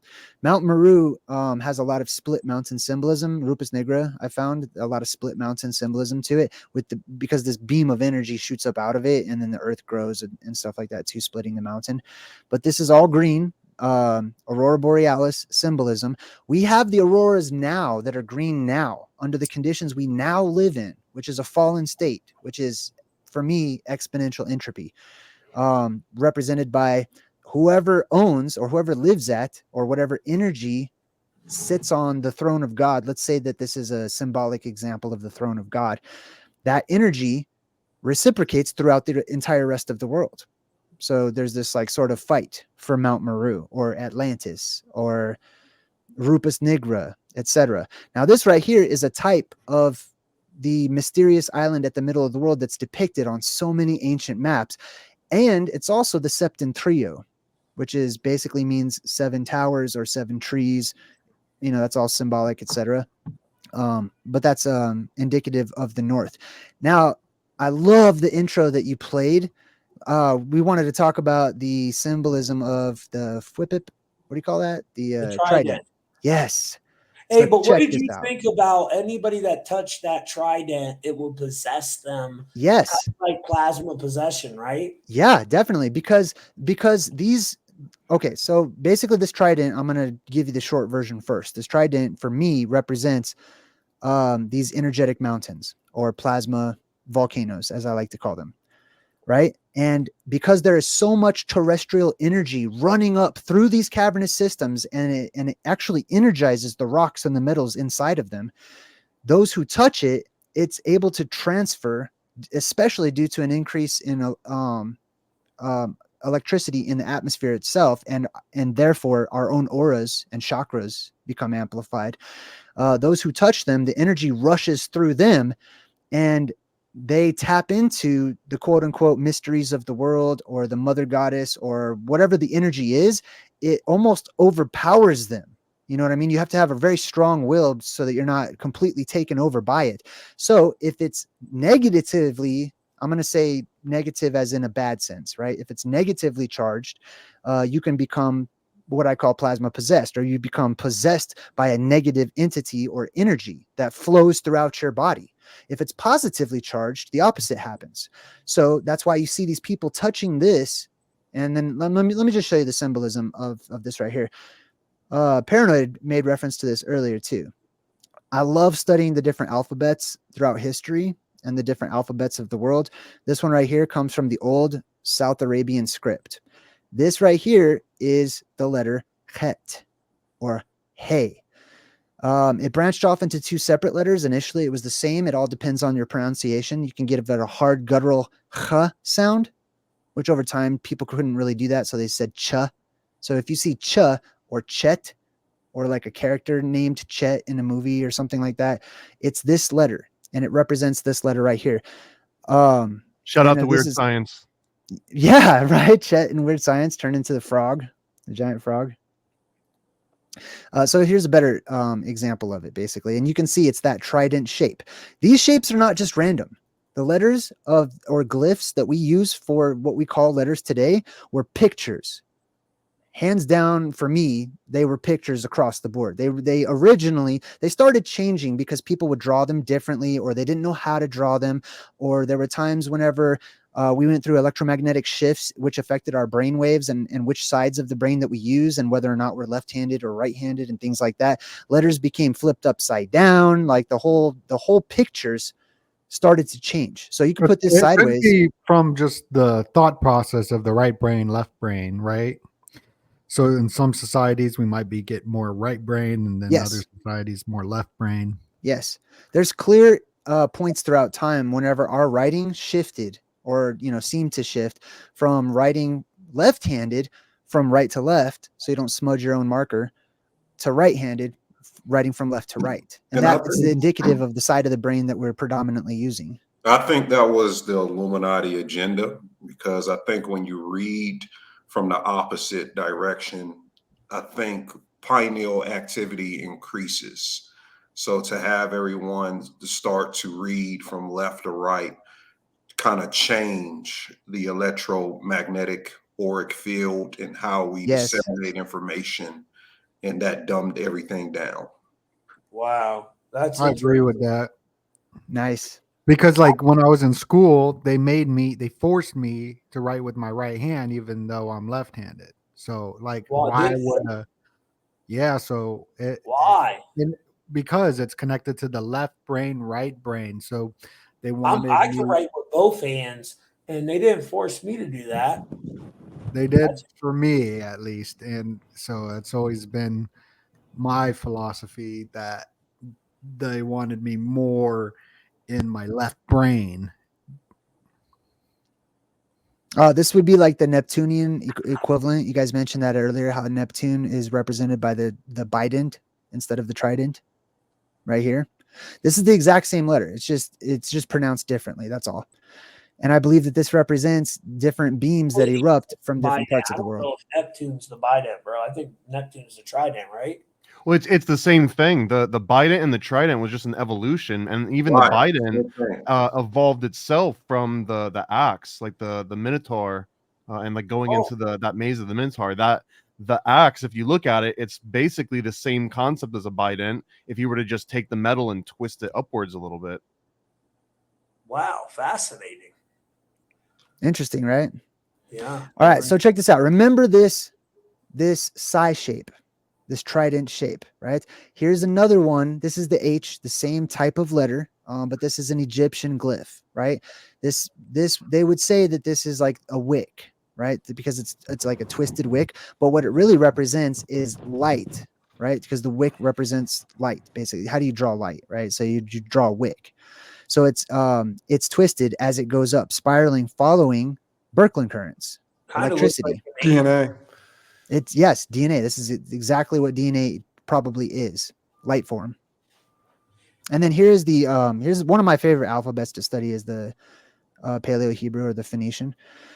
This is that same letter. This is the trident letter, but this was a later adaptation of it, right? So this is where we get the number 8 from. It's the 8th letter. This, you can see the 8 in there, right? Wow. It represents I'll show you right here. It represents walls, fences, boundaries, perimeters, and specifically it implies walls and boundaries and markers that are outside markers, outside boundaries, outside things that divide one side from another, outside fences, right? So originally this was actually sideways. It didn't look like a ladder at first. It actually was sideways. It looked like more like a fence. And to me, this reminds me of the whole portal connection with 8 too, with the boundaries. Yes.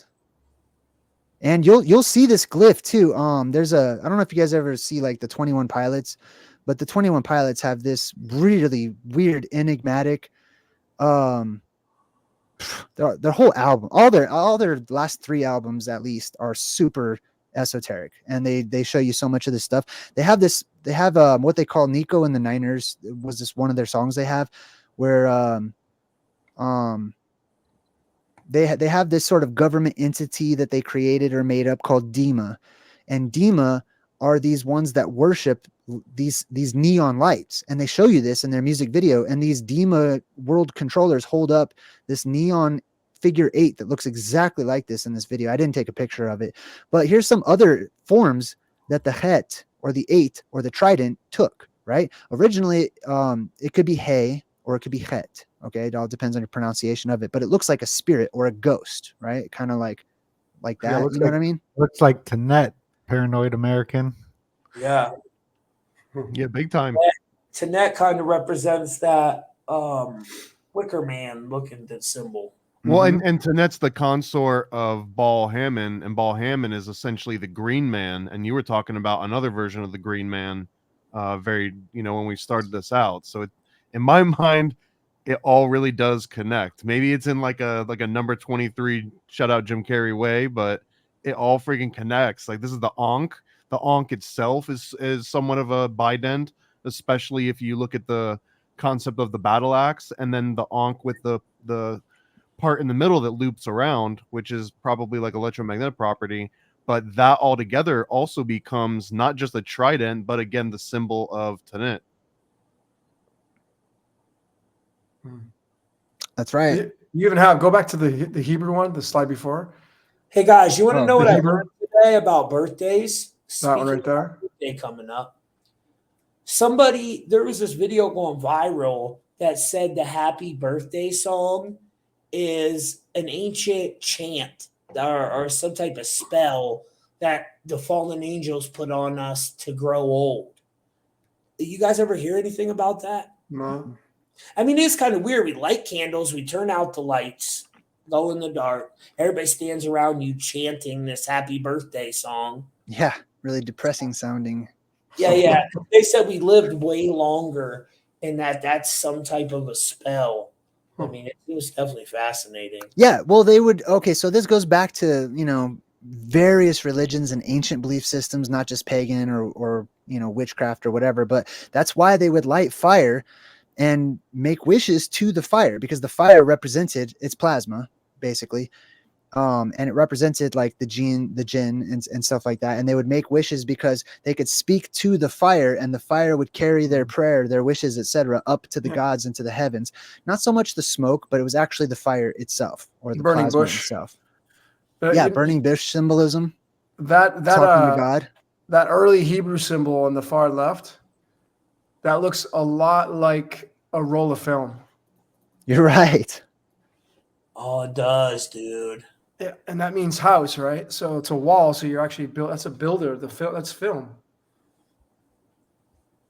It's wow. And back then they wouldn't even have known about film, or would they? No, but of course it's all connected because it's predestined. But yeah, yeah, that's how I see it. I don't know what you guys see, but Hebrew is called the language of light and the language of fire.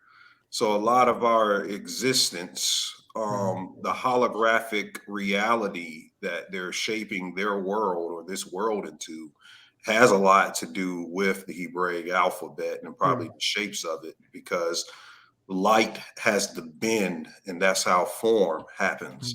So it's interesting you brought that up. So I think whoever invented the film, whoever was gets the credit for that, probably was looking at Hebraic letters.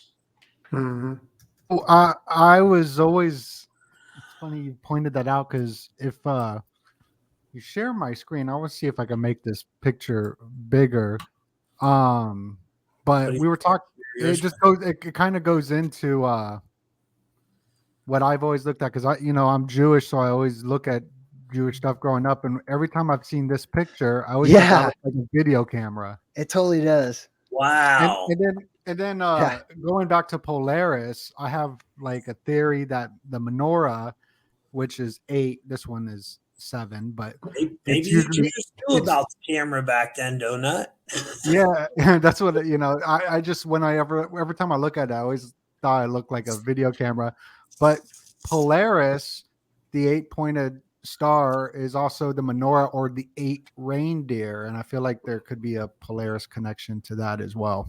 I think so. That Squatterman picture that we looked at earlier, the Stickman image of what I believe is a terrestrial plasma discharge, it was drawn as a menorah oftentimes, or a stick figure that had a menorah for like a head. I don't know if, well, it's probably, if we looked enough, we would find that they drew it as a menorah as it branched out, because it was the burning bush.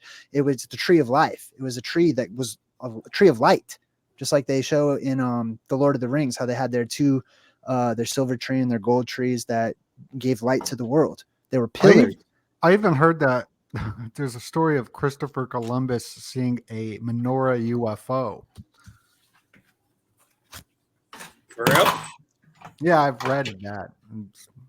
I could see that, especially if it's ionized gases or whatnot branching out. Have you guys seen images of sprites, the phenomenon, electromagnetic phenomenon sprites? That's the form they take. They look like jellyfish. Yeah, there's different kinds. They can take on different shapes or whatever, dependent upon the electromagnetic currents in the air and how much gases they're dealing with or whatever. But the sprites are basically a type of it's interesting, they're called sprites, right? But they're a type of covering angels or cherubim. The coolest video I've seen on this was Logan, when you were with Ken Wheeler and you were doing the magnetic stuff with the television. That was what introduced me to the symbol. It's tied to that's tied to the Titans, the fallen angel story. Because if you go look at the element titanium on the periodic table, you're going to see that symbol. And when Leave the World Behind came out, which is produced by Barack Obama's film company, you'll know that the sprite, they just gave some of the first pictures of a close-up image of what a sprite would look like. It looks like they look like entities. But it's interesting that Barack's film company comes out with this movie, and the word Barack itself means lightning. And it's talking about how the fallen angel, comes, lightning drops, and look like a light bulb went off. And then on Obama's birthday, people were electrocuted at the White House by a lightning strike too. And I thought that was and his Hebrew for light his name is Hebrew for lightning. And you know what this all proves, guys? Too funny, man. That we live in a simulation. That's why it's all connected like that. I want to say too, these little dudes that we're looking at, these little sprites. I don't know if anyone knows, but in game design, since going back to the 70s, whatever, that's what you call the little dudes on the screen. That's what a character is. When you're playing Mortal Kombat or Mario is a sprite. That is the technical term for what he is. Right. Wow. I never knew that. Yeah, I covered that like a year ago. That there's particular people that are really in the simulation, like their souls, they're either participating with the simulation, but esoterically is the sprite is the person that's outside of the simulation. They're just experiencing. Then everybody else are NPCs. They're attached to the simulation. Right. And there's a lot of these NPCs, dude. I think there's more NPCs than there are first player characters by far. The NPCs are the ones that you can hit with your car and take their money and then go to the strip club, right? Right. Yeah. That's it. As long as you leave an apology. Shout out to GTA. Hit them with a car. GTA. Yeah. Be careful. They're making them a bit more, aggressive. Like, watch out, those NPCs. Metaverse is coming too. Don't forget that. Oh, that's right. I will never make a digital version of myself, because I truthfully believe you're feeding that phantom timeline. They're creating a matrix within a matrix, and that's the last thing you want to do. Is feed that timeline. So devil's advocate, though, don't you want to create your digital counterpart before they do, so that you train yours up the way you want it to? Because at some point they're gonna make they're like the Mormons, right? That like baptize them after you die. Like they're just gonna make the digital you, whether you want it there or not. No, I think there's something there, paranoid, where you have to give your permission, like anything else in this reality. I don't think they can do that. So I don't know, man. I think when you bought your phone or your computer, there was like that fine print. It probably Right. said in Right. there like That's "Enter how to definitely probably simulate your true. soul." Right. I think we already sold it. Matter of fact, the Netflix Black Mirror, the new series, was talking about that. We already sold our image Oh yeah. to these What people. was that? Everybody hates Jane or whatever. Everybody hates Talking about that Jane. one? Jane, it comes no, from Joan is awful. Joan is awful. Joan, That's Joan what is it was, awful. Yeah. Joan is awful. And there was something that Tommy was saying. Like I know like all the pieces that went into that, right? Because like Hey. everyone hates Chris and like Hey, but check this out. Think of all the movies, right? Especially you guys have probably seen The One with Jet Li, right? Yeah, The One. Okay, think about the concept of the multiverse that they keep on showing to us, where there's another version of you out there out there somewhere, and if it's all a simulation, that's a copy of you. So what do the people normally do in these situations? They go kill that copy of themselves. They go off and they either they team up and they try to get together, like in Loki, as you know, is portrayed in the new Loki series. Either the rebellious ones, they try to put all those versions of them together so that they can be more powerful and disrupt reality or whatnot, or they try to erase them and take them out. I would team up with the other Tommies. I would team up with them, like, yo, let's you know what I'm saying? Do you think all the Tommies would trust all the other Tommies? No, Would y'all we trust would each not other? trust No. Yeah, we There would. was an episode of We'd be trying to poison each other. It'd be bad. So I'd have to watch my back. That's what the new Chucky's about on the television show. Oh, yeah. wow. It's, I mean, the new Chucky television show, I thought was, I'm a huge Chucky fan, Child's Play fan, but that's what happens is Jennifer Tilly clones the Chucky. So there's a bunch of different ones and they all want to rise the power. So they're all like screwing each other over.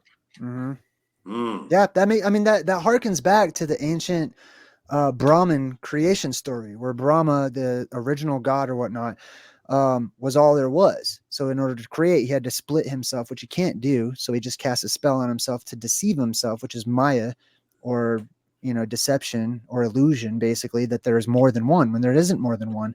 So the more we make of one, the more we contribute to deception or illusion or Maya, basically. So there's two paths. There's continuing the illusion of separation, and then there's the return to the source or unity, true unity. That has a lot to do with the building. I think the third temple is the AI digital universe. I think it is a new aeonic, from a Gnostic sense. It's a new aeonic reality that they want us in, and it's going to contribute to the Maya, the illusion, that they're going to give people a choice. You can be whoever you want to be. If you go into this metaverse, you could be any race you want. You could be any sex you want. You do whatever you want to do. Commit as many crimes you want to. Because they just reported the other day, a woman was, I can't say the word on his platform. Yeah, please don't. I'm self-conscious of it, bro. But they they reported that. I'll say it. No, I'm just kidding. No, please don't. Stop. So this is the new thing, and the third temple is gonna be. Well, Ani, without getting in trouble, but the whole third strand DNA, the black goo, that's what that's all tied into. They're creating a quantum copy, a digital copy of our soul. Yeah. And then we can, where we'll like maybe when we die here in the physical, we'll wake up in their reality where they're ruling over it. I mean, you can transfer your consciousness to that place. You go back to the Matrix. Speaking of the one, Jay, the Neo is a acronym for the one. You see what I'm saying? Yeah. And going back to the tunnels, because I'm just on the tunnels for this month, or at least the next couple of months. They were on the ship in the Matrix. When you plug up to the Matrix, you're on a ship and you're down on the ground in these tunnels, and these anti-gravitic propulsion ships are driving around these tunnels while the machines rule from above, and the machines blacken out the sky to cut the humans off from the source of energy of radiation from the sun. So that makes me think that that's in the plan. But the point Tommy's making, they plug you up to the machine. They're going to give people a choice, red pill, blue pill. You can just upload and transfer your consciousness, and they put you in these little artificial wombs where they plug your body up, and you can just live out your whole life over there, and the machine will catch your defecation and all of it, and it'll feed you too while you're in this digital universe, but you're not in the physical form. That sounds I was going to real quick, Paranoid 15 to get 15% off one of your death pods, by the way, if you want one of those things that Ani was talking about. And that's what Chucky, that's what he does. He transfers his consciousness into the doll. Right. Yeah, he's a voodoo doll. That's what he is. Damballa. Shout out to Damballa again. And speaking of Epstein in the tunnels, let me show you a little something Paranoid American made real quick. Check this out, y'all.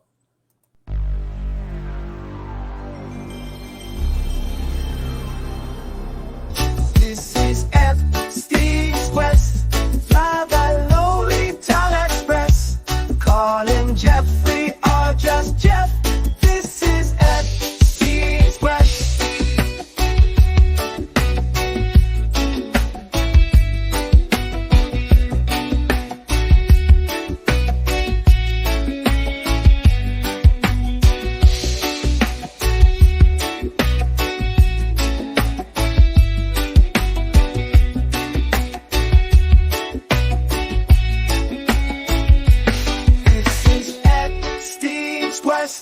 Fly the lowly town express. Call him Jeffrey or just Jeff. This is Epstein's quest. That's right. In Epstein's quest, you get to travel the world, see the sights, and take part in unspeakable pleasures. Blackmail your friends for fun and profit, featuring all your favorite characters of the dark underworld and beyond. Bill and Hillary, Trump and Melania, with guest appearances by Chris Tucker, Bill Gates, and more. To find out, just search for Epstein's Island online and play the all-new game, Epstein's Quest, from developer Paranoid American. For more details, visit paranoidamerican.com. Yo, that's the craziest thing. The I didn't know who that was until you guys talked about it last time, because I don't watch the news or anything. Everyone talks about it. I had no idea who this dude was. Okay. I had no idea what he looked like. So when you first played that, it just, whatever. It was like some guy. But then I researched, right? And I'm a little bit more caught up on the whole thing. And I'm like, oh, that's the dude. Yeah. How long did it take you to make that? Ain't that funny though? Maybe afternoon. I'd say like 3 or 4 hours. It's really good. I really Hey, look, like this. What'd you use to make it? A combination of Stable Diffusion, Suno.ai for the music, Adobe After Effects, and Premiere to tie it all together. Cool. And look, when we first shared it, so he shared it on his page, and then I shared it to my Instagram, and it went viral, like crazy viral on my page. And you should have seen all the dummies in the comments that thought it was a real game. Well, it might be. You know what? So many people got so mad about it that know what? Now I think it might be a real game. So we're turning it Challenge into accepted. now. Wow. I'm gonna do a real game. If I get enough people on Patreon to fund it, I'll do a real Epstein's Quest game. Just like me and Jay were talking about doing a Plasma Apocalypse Oregon Trail game. Yeah, we're gonna totally do an Oregon Trail Plasma Apocalypse. Paranoid's new Dolphin rap is the dopest track. But the Epstein game, you have a guy that goes in, he saves the kids, takes out the politicians. You got to have the hero character. Well, I was thinking of having it like be twofold. So you start out, and what you're doing is you're like investigating. You're trying to find you find out they knocked down the temple, and there's a fake temple up there, and you're doing your best to like uncover everything. But then it'll like switch over to like I your gotta be in the game. Like you're Epstein in the game, like in the 70s. Unlockable character. And then Tommy Truthful comes in. I'm like Liu Kang in it. You know what I'm saying? You should just have like Blade or somebody in it, just like cutting everybody down with like Slaughterhouse. Remember that Slaughterhouse video game? You put some real characters in there, some Truth Mafia characters. That'd be funner. Oh, that would be fire. Yeah, that would be fire. Why not? Why get other people promotion? We need to build our own. Fun. Yeah, I have some slides real quick I could go through. Not many, just like a Okay, before Donut gets into his slides, guys, make sure you check the links down in the description. Check out my brother Logan. He's got his cosmicsugar.org, all his links to his YouTube channel, his Patreon, Donuts, Anis, Paranoid Jays, all their links are down below in the description.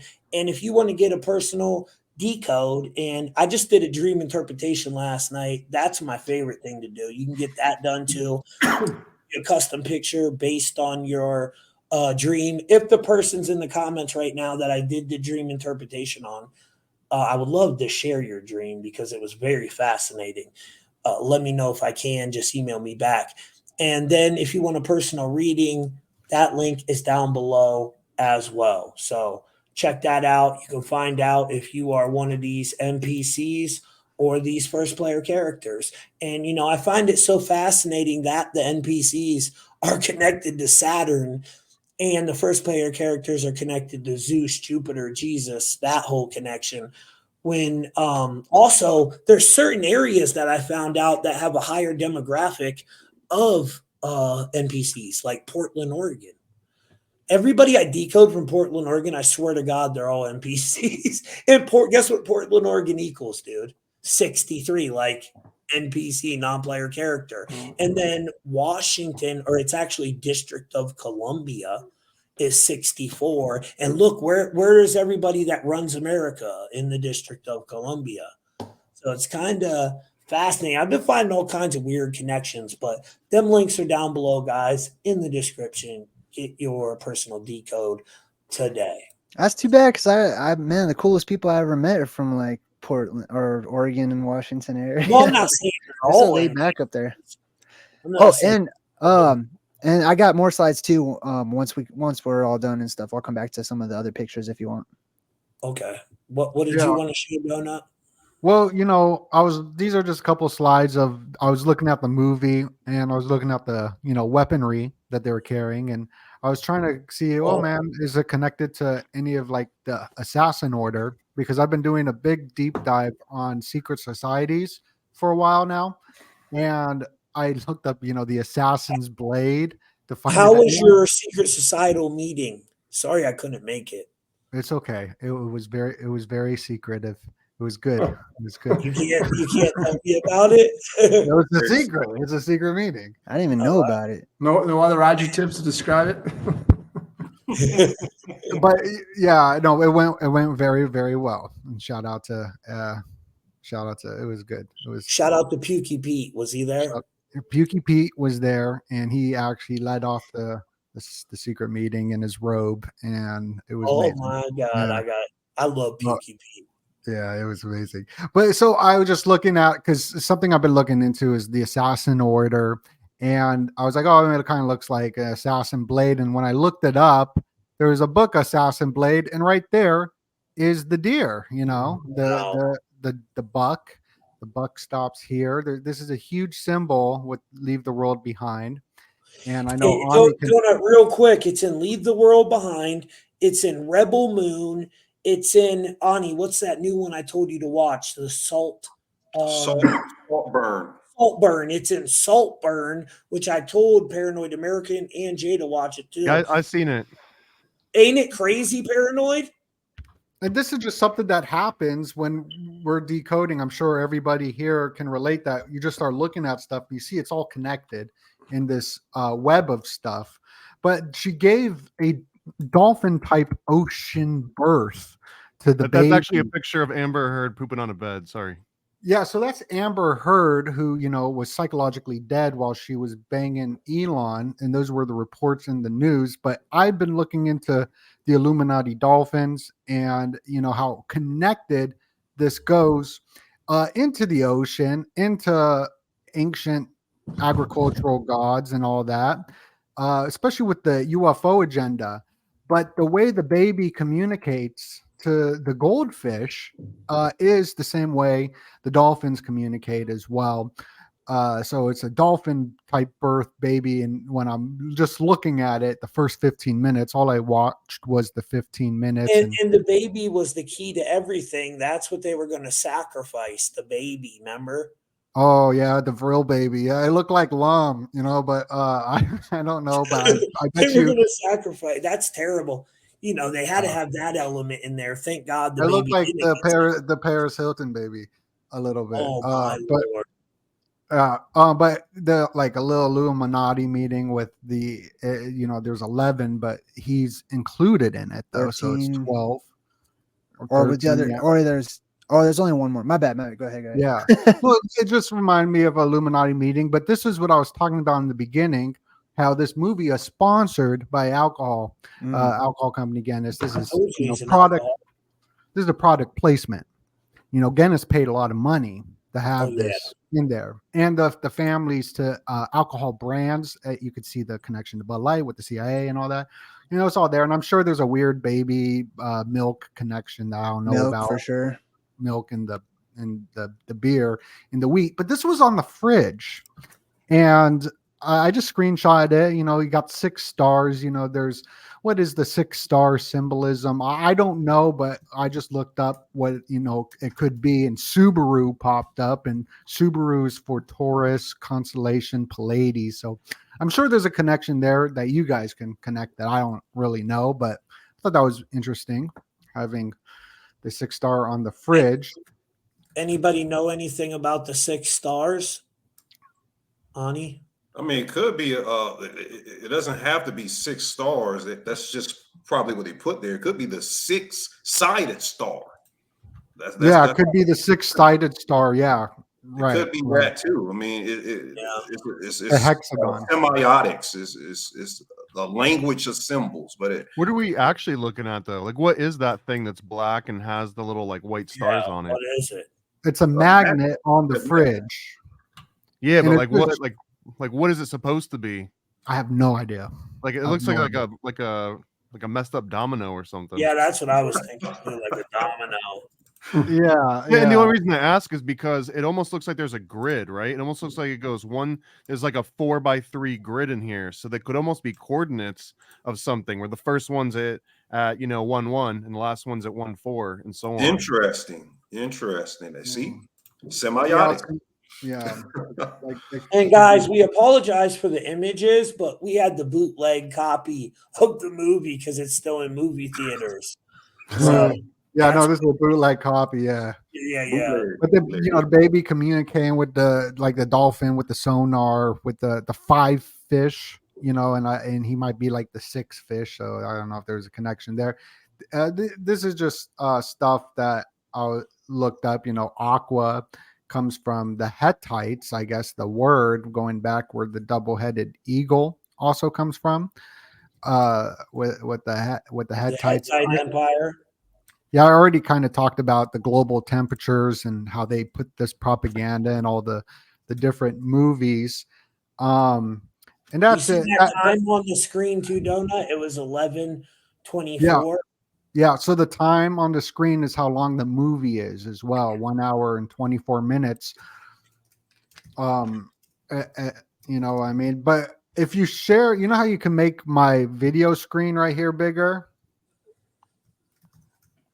Yeah. I have a lot of the Trident imagery I can just go through really quickly since it's on the topic. Okay. So the layout. And then I could show off my new Illuminatus trilogy books of the Leviathan, which kind of goes into the octopus and the submarines in the ocean. In each one of his books, it's the same book, but there's different covers, but they're all connected. So like this is the one version of this book. It's a peaceful yellow submarine. And then the next one is the octopus, and then the last one it's eating it. So I don't know. We're talking about under the ocean, and I wanted to flex a little bit, but but you got the world WTC. It's built with like the Trident. Confucius, says signs and symbols rules the world, and looking at the Ukrainian, the USB port. I think the USB port is going to play a huge role in this upcoming year with the cyber incidences happening. Donut, look at this. I had Confucius right down here too. Oh yeah, I'm pretty sure Did you know about Confucius before me though? Well, yeah, because he said, "Man who stand on toilet is high on pot." Oh, I never knew that one. Yes. Or So, he who fart in elevator laugh longest. he who fart in elevator. So, I've been covering, like, just documenting a lot of the symbols. May 1st, the Illuminati Day, Operation Neptune Spear is when Osama bin Laden. That's when they celebrate the fake capturing of him and Yeah. throwing him into the ocean, which I'm sure there's something there. The whole devil with the pitchfork, all the fireworks having a symbiotic relationship with the devil, I always find interesting, but just more symbolism of that. Where JFK was taken out was on Elm Street on a giant trident as well. And I'm sure a lot of people already know all this stuff, but I think it's all connects. And we're in the year of the rabbit right now. We're in 2023 right No, now. we're in the year. Well, we're about to be in the year of the dragon. Yes. So 2024 will be the Omega. And we've been in this in 2023, the year of the rabbit, connected to the whole UFO thing. And going into the 2024 is the Omega. And shout out to Jordan Waters Above. He really helped me with this research a few years ago. And shout out to Shelly as well. She did a super chat. But the Malaysian Airlines, as well as the Osama bin Laden Day, May 1st is when they founded, the same year as the Illuminati, and they got the missing flights with the double trident that you're bringing up. But I think what's very important this year is the USB port connected to spiders. Spider-Man. Kristen Dunst, does the Spider-Man kiss in the new Civil War movie with A24. This A24 is 124. And this movie ran for 124. I think there's a connection there because it goes into the World Wide Web. So spiders, webs, and we're surfing the internet. The internet is streaming video, just like maritime law with banking. It goes into the internet, and the USB port is the trident with the Squid Games PlayStation symbols on there as well. So I think there will be a ritual for the Omega event to lead into the digital currency, as the 23rd letter is Psi, which is the trident. And here's Biden, Pluto. He was born and he's known for the Pluto return, the 2222. So the whole Biden thing is we kind of talked about it. But with this 33rd Summer Olympics that is happening in Paris for 2024, 24 is X, but the logo to it, and this is what I got from Waters Above, so shout out to Jordan, is the Paris logo was the 24 of Jupiter, and they changed it, and I think this looks a lot like the Omega, and the Omega is the 24 as well. So I think there's a connection there. We've been covering this for a while. Oh, they're attacking my stream. Look at this. Now it went down on both Facebooks, the stream. Shelly, thank you for that $200 donation, honey. Yeah. Amber Heard, wow. Amber Heard's in this movie, and she was dating Elon. They were having their sexual intercourse while her soul was dead. This was what was in the news, and he is X. X is the 24th letter. We got the American eclipse doing the X over America, and this is all connected to Jupiter as well. And I think the rest of these slides, Echo the dolphin, I thought the E looked like a trident. Wow, they erased it on my Facebook, Donut. Yeah, it wasn't because of what I'm saying. I'm saying I'm crazy. No, but it's just it went down. They're on some bullshit right now. Yeah, that's some bullshit. But something that Ani brought up to me yesterday, I thought was very important, with Saturn going into a certain thing that it's connected to somebody getting taken out. Now, the Black Hand, the secret society that took out Franz Ferdinand, which kicked off World War One. The same birthday, June 28th, is Elon's birthday. So I think Elon is also someone to look out for, Ani, as well, on top of everything. Yes, and that's Saturn Jupiter conjunction. the Saturn. Can you tell us a little bit about that? Because there could be a connection to. And we're going to wrap Elon. this up before it gets taken down on my YouTube too. Yeah, every election that there was a Saturn Jupiter election year, when there was a conjunction between Saturn and Jupiter, there was an assassination attempt on every president that was in Saturn and Jupiter. So if you go through history, you'll figure out JFK was murdered during a Saturn Jupiter conjunction. There's another president, I can't remember who it was, but it was assassination attempt on his life.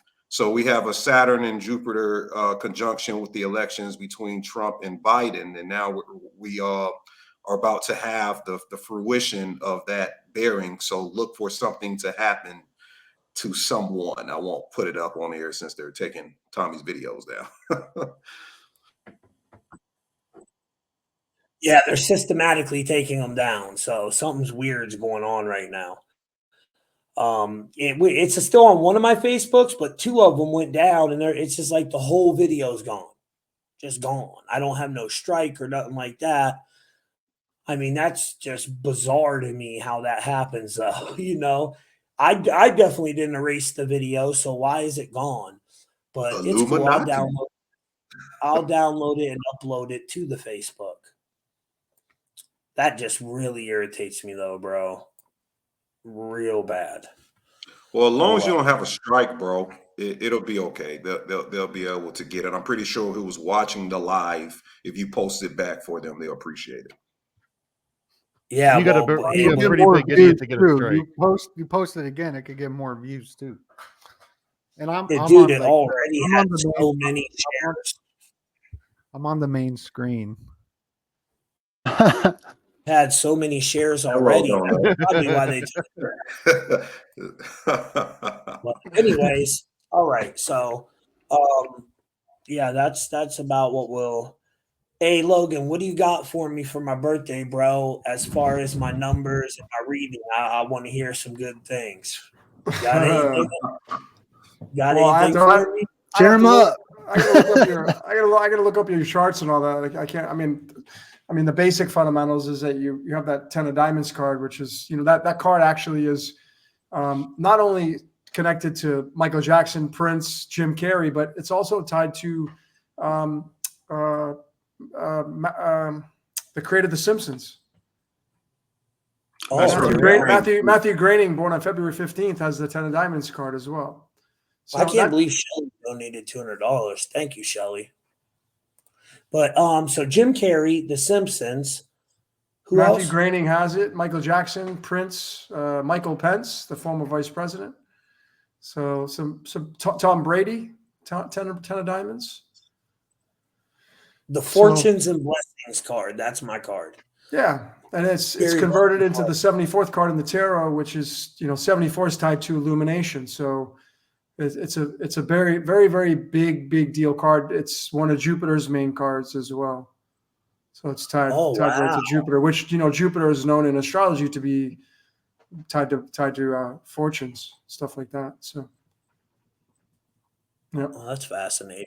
Yep. They say the year I was born in 1983, which is the year of the pig. And they say the pig, the goat, the monkey, and the rat are supposed to have good years in the year of the dragon this year. Well, I mean, as a collective, we don't, it's a wood dragon too. So if we do have like fire and shit like that, it's a wood dragon. So, I mean, you're talking fire and wood, and what does that create? Sounds like it reminded me of a DMX song I used to rock out to. Oh, yeah. Yeah, the snake, the rat, the cat, the dog. Yeah, dude. How you gonna see him if you're living in the fall? That's Damien, right? Mm-hmm. That is Damien. Yeah. The snake, the rat. But I got a few slides to show you on the Poseidon if you want. Yes, sir. I do. I got like maybe 6 or 7, not too many. Yeah, that DMX song though, everybody got it. That's a great song. Let But, me you just gotta add, Damien, let me and just share my screen. Hold on. there's like 3 Yeah. different Oh, man, it's not gonna let me versions. do it. I'm gonna have to hold on. Let me see if it lets me do it. Dark man. You just go to present. Hold on.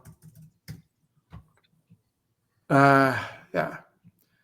I'm gonna have to come back in. I'll be right back, guys, because it's not. That's I have to okay. quit. I have to quit this. Quit this. I'll be right back. Yeah, that's fine. Is it the computer screen's not showing up when you share it, like the image? Yeah, of it? yeah. It's not. I don't Yeah. have it saved in my settings, so it's gonna make me quit the browser I'm on. I'll be right back. Yeah, it's no big deal. That happens to Go me ahead. all the time. I got always Yeah, dude, this but is that the DMX weirdest song thing. though, Damien. We should talk about that. This is the great- weirdest thing Yeah, going on right you need to come on to Sound Science, and we'll talk about some rap albums. I wish right? Yeah. I wish I made it to Paranoid and Ani's breakdown. Yeah, everyone here's invited for the next one because I got a big book of CDs to go through still. Yeah, I like that you brought up nonfiction. I saw nonfiction in a tent in Vegas with there must have been 10, 15 people. It might be tabernacle, bro, because it could have been like a ritual going on in there. No, it wasn't. It was at a skate park, and they didn't get perform on the major stage because it was so underground. You know what I mean? So there was little tents all over for underground. Did you ever hear of Liquid? Here's Logan's. Let's Liquid? see what Logan got, Yeah. guys. Liquid. Is that I know Liquid Swords, but that's it. That used to be my rap All name. right. Oh, Logan, really? what do you got for Yeah. us? All right, guys. I'll keep it brief, man. So Neptune, obviously, tied to Pisces and the 2 fish, and when you look at Neptune right now, this is the current chart of right now. We have Neptune being in its own sign of Pisces right here. So it's at 1 degrees, and I'm using sidereal now. I want to make this clear to everybody that are fans of astrology. Sidereal is the only astrological map that is the true placement of the planets. Okay, if you're using tropical, it has its merit, it has its say and everything, but it does not have the exact placement of the planets, which is why people say Pluto just is in Aquarius. It is not in Aquarius. Pluto is in Capricorn, and it will be in Capricorn until 2039. Okay, so if you got to know the difference, and I'm not going to get into the definitions of tropical, and I'm not here to try to prove anybody wrong, but if you go to Stellarium, which is the true map of the stars, this is Neptune right here. Neptune just came into Pisces.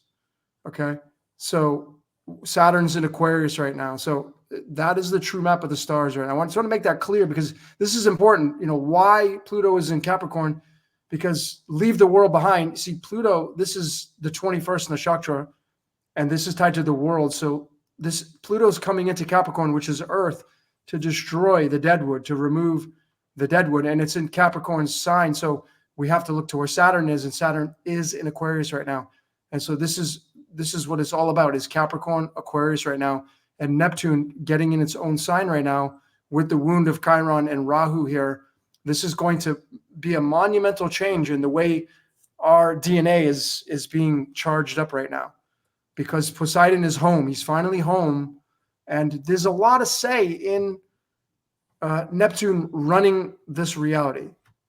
The last sign, Pisces, the 2 fish representing the 2 feet, and everybody has Piscean energy. You don't have to be born in the month of March or April to be a Pisces. Everybody has all 12 signs. If I pull up anybody's astrological chart, you will be all 12. It's just that we have certain celestials that are in these zodiac signs. So keep that in mind, is that you're all 12 signs, which makes you part Neptunian / Piscean. Okay. But I'm going to get into question, Logan, is the Atmakarka in Vedic astrology, your soul planet, tied to the position that is connected to life events or something like that? No, the Atman Karkarka is going to be the planetary ruler, and that's decided upon which planet is at the highest degree. So in this chart right here, this is actually the first observation of Neptune in 1846, when it was first observed on the 23rd of September, it was Jupiter actually that was the chart ruler here. And Jupiter was pretty much in conjunct with Neptune right here in the sign of Virgo. He was in Leo, but this is the Atman Karkarka for the discovery of, or the first observation of Neptune. But if you're talking about, the chart ruler, Atman Karkarka, for anybody here, it's going to be whichever planet is at the highest degree. Now, in Vedic, they only go to Saturn because that is the last planet you can see with the naked eye. But as an observer of astrology, as a fan of astrology, I go all the way to Pluto, personally. I do. So it depends on who's got the highest degree. Does that answer your question for you? Yeah, it does. Thank you, bro. Okay. Yeah, you're welcome. Hey, guys, you know what they took the post down for? They said for nudity in adult sex. What did we share on that the whole time? Oh, those stick figures of Tanit, bro. She might not have been dressed in those little stick figures. You know what I'm talking about? Or the sprites. The sprites might have been nude. Oh God, dude. Weird stuff. AI's using its imagination. So. It is. Yeah. Come Damn, on. those sprites are thick, bro. We're gonna have to censor this. Yeah, right. All right. So I just want to do the numerology real quick on Neptune, the Romanized spelling, which you could even get into the Latin. I didn't even look at the case sensitive, the all capital. Maybe Tommy, you can look that up, what the all capital letters of Neptune is in the Francis Bacon. But the 38 is big because this is the binary system. 1 and 0 is 38. So now we're talking about maybe being inside this computer system here with the 38. And what's really fascinating about it, besides it reducing down to the number 2, which is duality, is that you see the 8 is going to be into the number 3. The number 3 is a broken 8, right? So the 8, of course, represents the Taurus field, and the 3 is going to represent the sun, because that's the patterns that the sun makes. There's the letter M and the W and all that kind of stuff. So really interesting. But that 38 is tied to the 0 and the 1. 0 and 1 in Chaldean equal 38. The card of illumination through the tarot, to give us the picture, is the 2 of Cups. And this 2 of Cups, which is the second card in the cards of illumination, is tied to the contract. This card represents contracts. The 2 of Cups is the DNA card. So this represents the contract with God, so to speak. And it has its placement in, of course, in the sun. And again, the sun is hydrogen and helium, and its hydrogen comes from the word hydrogenes, which is water, and the gene splicing and all that kind of stuff. So there's this merit here with this contract with God. And this card in the cards of illumination is tied to the Ace of Wands, which is the Ace of Clubs. There's a 23rd card in the deck, and we know how big that 23 is. And this is the magic wand, the Harry Potter wand, which is abracadabra. So I try to have this drawn up with, the Piscean, the waters of the sea here. And these 2 cards, using the card system, if I show all of you the cards of illumination, the Ace of Clubs here, which is the Ace of Wands, is going to be paired up with the 2 of Hearts, which is the 2 of Cups. And these 2 cards, they are only in sequence with each other. When these cards move around every year, these 2 cards just exchange places. And what's worth noting here is the current Pope of the Vatican. This is his birth card right now. Okay, so this is a pretty big deal that these 2 cards are the cards of the current Pope of the Vatican. And we know that the Vatican wears the fish hats, and they're representing the Piscean age. Right? Dagon. The Dagon. Yeah, exactly. Yep. Dagon. We know that this card, being the 23rd card in the deck, is tied to Pisces in our numerology. Right? And this is a pretty big word and number outcome, because that is going to be tied to crown and blood, right? So is Pisces, is Neptune the crown? Well, it's the 12th sign. Pisces is the 12th sign, Neptune being tied to that. And, is this the stick of the devil? Is the trident the stick of the pitchfork? of the devil, right? And alchemy, of course, there's the 93 million miles to the sun, and 93 and 237 is going to give you 330. So this is a pretty big marker here as well. This is going to be not naturally found in nature either. Like uranium is supposed to be the last one, but this can be found when plutonium is ignited, so to speak. And Logan, that's the number that was on The Shining. Remember in The Shining? Yeah. Yep. Yeah. The number. Yep. Hey, doesn't Inky was the first to have the Trident? Are you going to go into that, Logan? No, but I know there's merit to that story. Okay. I know there's merit to that. So I mean, Enki and Enlil equal 30, and Demiurge equals 30. Enki and Enlil to me represents the Demiurge, because they both equal 30 in numerology, same as Demiurge does. But anyways, and then we get this, which we've already talked about, that W being the 23rd letter. And that's where you're going to get the www website, and, the birthing of the internet, which I do have a decode coming out on. You have the Triple Crown winner, which is the www, which is tied to the Trident. And then you have the 23rd element tied to vanadium, which is tied to Pisces. And vanadium, when you go study it, it's vanadius, and that comes from Freya, which is the Norse goddess, and that's going to be tied to Jesus and the water, which is tied to wave equals 18, baptized in water, which is going to be tied to the sin god of the moon, because the moon card is 18 in the cards of the tarot as well. And this is Freya from Friday, right? Like where we get the word Friday. Yep, Friday, and this is going to get Venus in there, right? So there's a lot of obviously chasing ass, like this is where you're going to get the testosterone chasing the estrogen, 51 tied to the slope of the pyramid, 51 tied to the element antimony. And antimony, when you go to the periodic table, it's going to be tied to the all-seeing eye. And that's like the makeup. They got the makeup for the Egyptians they wore from that chemical. Yep. Yeah. That's right. Yep. Antimony sulfide.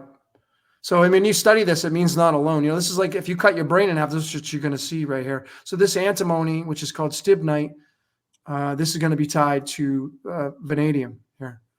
This is why they're tied together right here. So we have, and Freya being tied to Friday, which is Venus's day. You see antimony, when you do the numerology of that's going to be 28, just like Lucifer.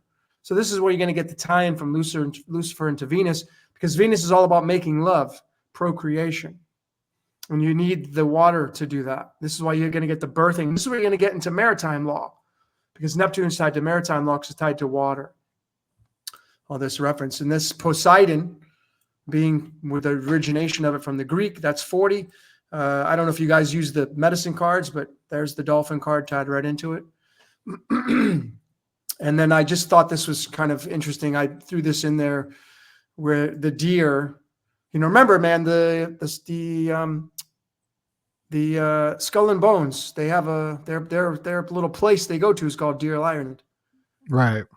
Mm-hmm. So, isn't Moriga Shira the deer nakshatra in the month of leave the world behind? Isn't it around that time? I'm kind of, I think, ignorant in that area, but keep in mind, leave the world behind. Leave the world behind in numerology is 78 in Chaldean. So I covered this in my leave the world behind. So Chaldean 78, and this 78 is the last card in the tarot. Whoops. Which is the King of Pentacles, which is money. So what they were trying to tell you is that money's going to go bye-bye, right? So leave the world behind. They showed that in the movie at the end where they're bartering, right? Yeah. So money's going to go bye-bye because they're going to introduce cryptocurrency. So 78 is going to convert to the King of Diamonds, which is the 39th card in the deck, and that is going to be tied to celebration, because you're getting the changeover now. You're getting the transition into a different currency. But 39 is tied to Apollyon. Apollyon in the Greek is 39, which is tied to Abaddon, the destroyer. So these are all referencing, the deer, and that's the hunter. And this is sulfur. 16 is sulfur, and that's the tower card. So this is what they were referencing, the deer representing, the hunting. You get the Hunger Games. I just think we have an ugly, like a lot of people ask me, what do you think, what's coming, Logan? What's coming? It's not going to be pretty. I know that's not what everybody wants to hear, but it's not going to be pretty. I personally think that the Aquarian age may just be very dystopian. And, personally myself, I'm looking to get out of this reality. I'm looking to escape this reality. Right. My whole focus is to relieve myself, to get out of this reality. And I think there is a way to get out of this reality, and to not have to, it's like the Logan's, like my name is Logan. I go by Logan. Well, it's Logan's Run. And that whole thing is escaping outside from under the dome. And a lot of the dome is Neptunian. It's all this Neptunian stuff outside of being a human being, a fish. Fish is 17, Matrix is 17, life is 17, story is 17, all in Chaldean numerology. So, like this is tied to our blood, and like, do you want to be here anymore? That's the question. And is there a way out of this reality? That's my focal point. And that's tied to Revelation 3 verses 16 and being lukewarm. And that's a very tall order, because playing the game means that you're a fish. So playing a game to me is the hot and cold. That's the whole Revelation 3 verses 16, which is going to be tied to the Jesus Christ character. That's why you have the birthing of John 3:16, which is one of the most famous scriptures of, putting your faith in the Christ, having everlasting life. But your everlasting life is going to be on the world stage. So if you don't want to be on the world stage anymore, because it's going to just be a repeat. I mean, you're going to get this paradise, but it may not be a paradise in the age of Aquarius. The age of Aquarius, it says in Revelation, the sun's going to go out, man. That's what it says in Revelation. Now, I don't know if that's true, but it says the sun will be no more. Oh, that don't sound good. No, it doesn't. So, if that's the way it is, I mean, I know, I like what, like Jay, I know you talk a lot about how, and I love that story about the things getting bigger, and, and even Archaics talks about the vapor canopy, but, there is this aspect of astrology, and astrology, if we are moving into the age of Aquarius, it's the age of wisdom, but, I mean, it is an electrical age, and this electrical age and what they're pushing in the narrative, I mean, if they're really wanting you to go into the metaverse, well, why would that be? Well, maybe because the real world will look really ugly, and it will be a dystopian world until the age of Capricorn comes back, where you're going to have the return of the golden age, which is more Saturnian based, and there's a lot of merit to that. So I'm purely giving a theory here. I'm not saying this is true as well with the Aquarian age, but this whole contract with the Neptunian, and maybe the Neptunian energy, Poseidon actually being the ruler of this reality and being the devil because he's got the pitchfork, may actually be the way this whole thing works. So, in this whole fish and the Dagon and the fish hats and the Vatican, may have some things to take into consideration. And fishes don't close their eyes, so it represents the evil eye as well. Yeah, and they're only one-sided, when you look at a fish, unless you look at square. So that's a good point. But I really think that this 38, 38, when you see 38, it means the binary system. It means it's the 1 and the 0. And Tron, like, I'm a huge fan of the movie Tron Legacy. And Tron Legacy, there was a scene that Jeff Bridges, he says, the way to win is not to play. And he, of course, his son goes down into the game to rescue his father. And there's a portal there. So, like, the way to win is not to play. And I did the whole timestamp of that. And it was really crazy, the timestamp. I don't know how Disney would get this so perfect. That's why I just can't think man's running the show down here, because it's just so perfect when you start bringing these scenes in, and you look at the timestamps. it just gets really too overwhelming for me to kind of think that that man's running anything down here. So for me as a decoder, I'm more into looking for the way out and not coming back anymore. Like, I think being a human being is a lot of fun. I'm a fan of life, yes, but I'm not a fan of suffering. I'm not a fan of getting old, that kind of stuff. So I think that if there's a way out, I'm going to find it, and I'm on the search for that. And that's kind of what I got, guys. Yeah, I'm with you on that, brother. I'm definitely trying to get up out of here too. I do not want to reincarnate again. So I appreciate all you guys coming on. And the funny thing is, that with that video Facebook took down, they won't even let me appeal it. When I click on appeal, it says post gone, doesn't exist. So I know for a fact we shared no adult nudity, like nothing.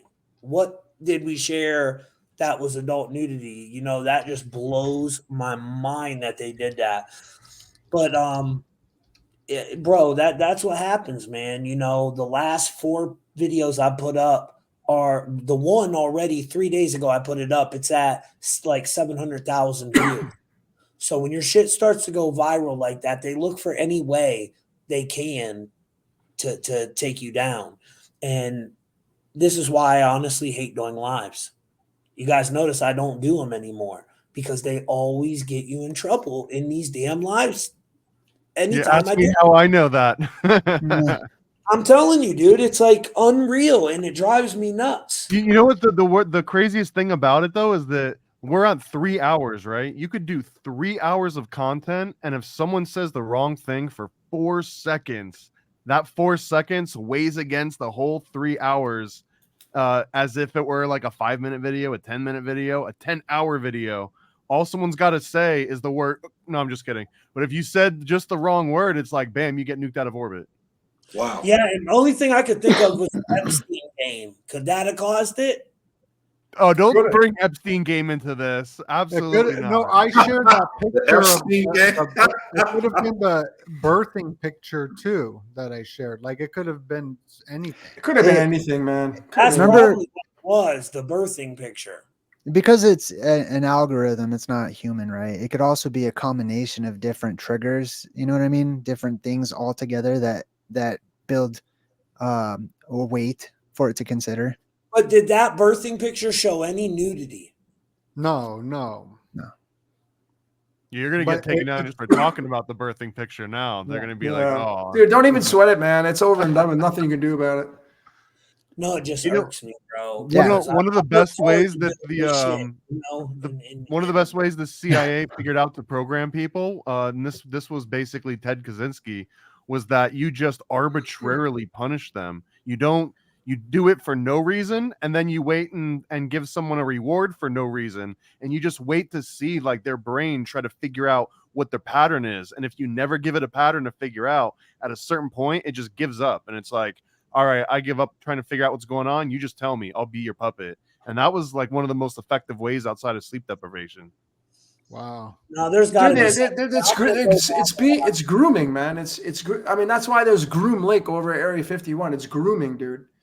Everybody's getting groomed right now of what you can say, what you can do, what you can show. YouTube's way worse, and it's still up on YouTube. Facebook's usually the one that don't take you down. You know what I mean? So that's just so bizarre, dude. We're on these demi-earth. Just good cop, bad cop, bro. They sent YouTube out of the room and they brought Facebook in. I'll tell you what, this is my last live video I'll ever do.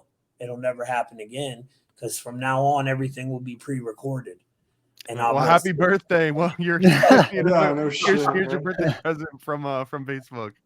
Yeah, no doubt. I was told my son there's always a way, and there's usually more than one way. So we're learning at the same time that the algorithm is learning too. So we could rise up and learn better ways. True that. Yep.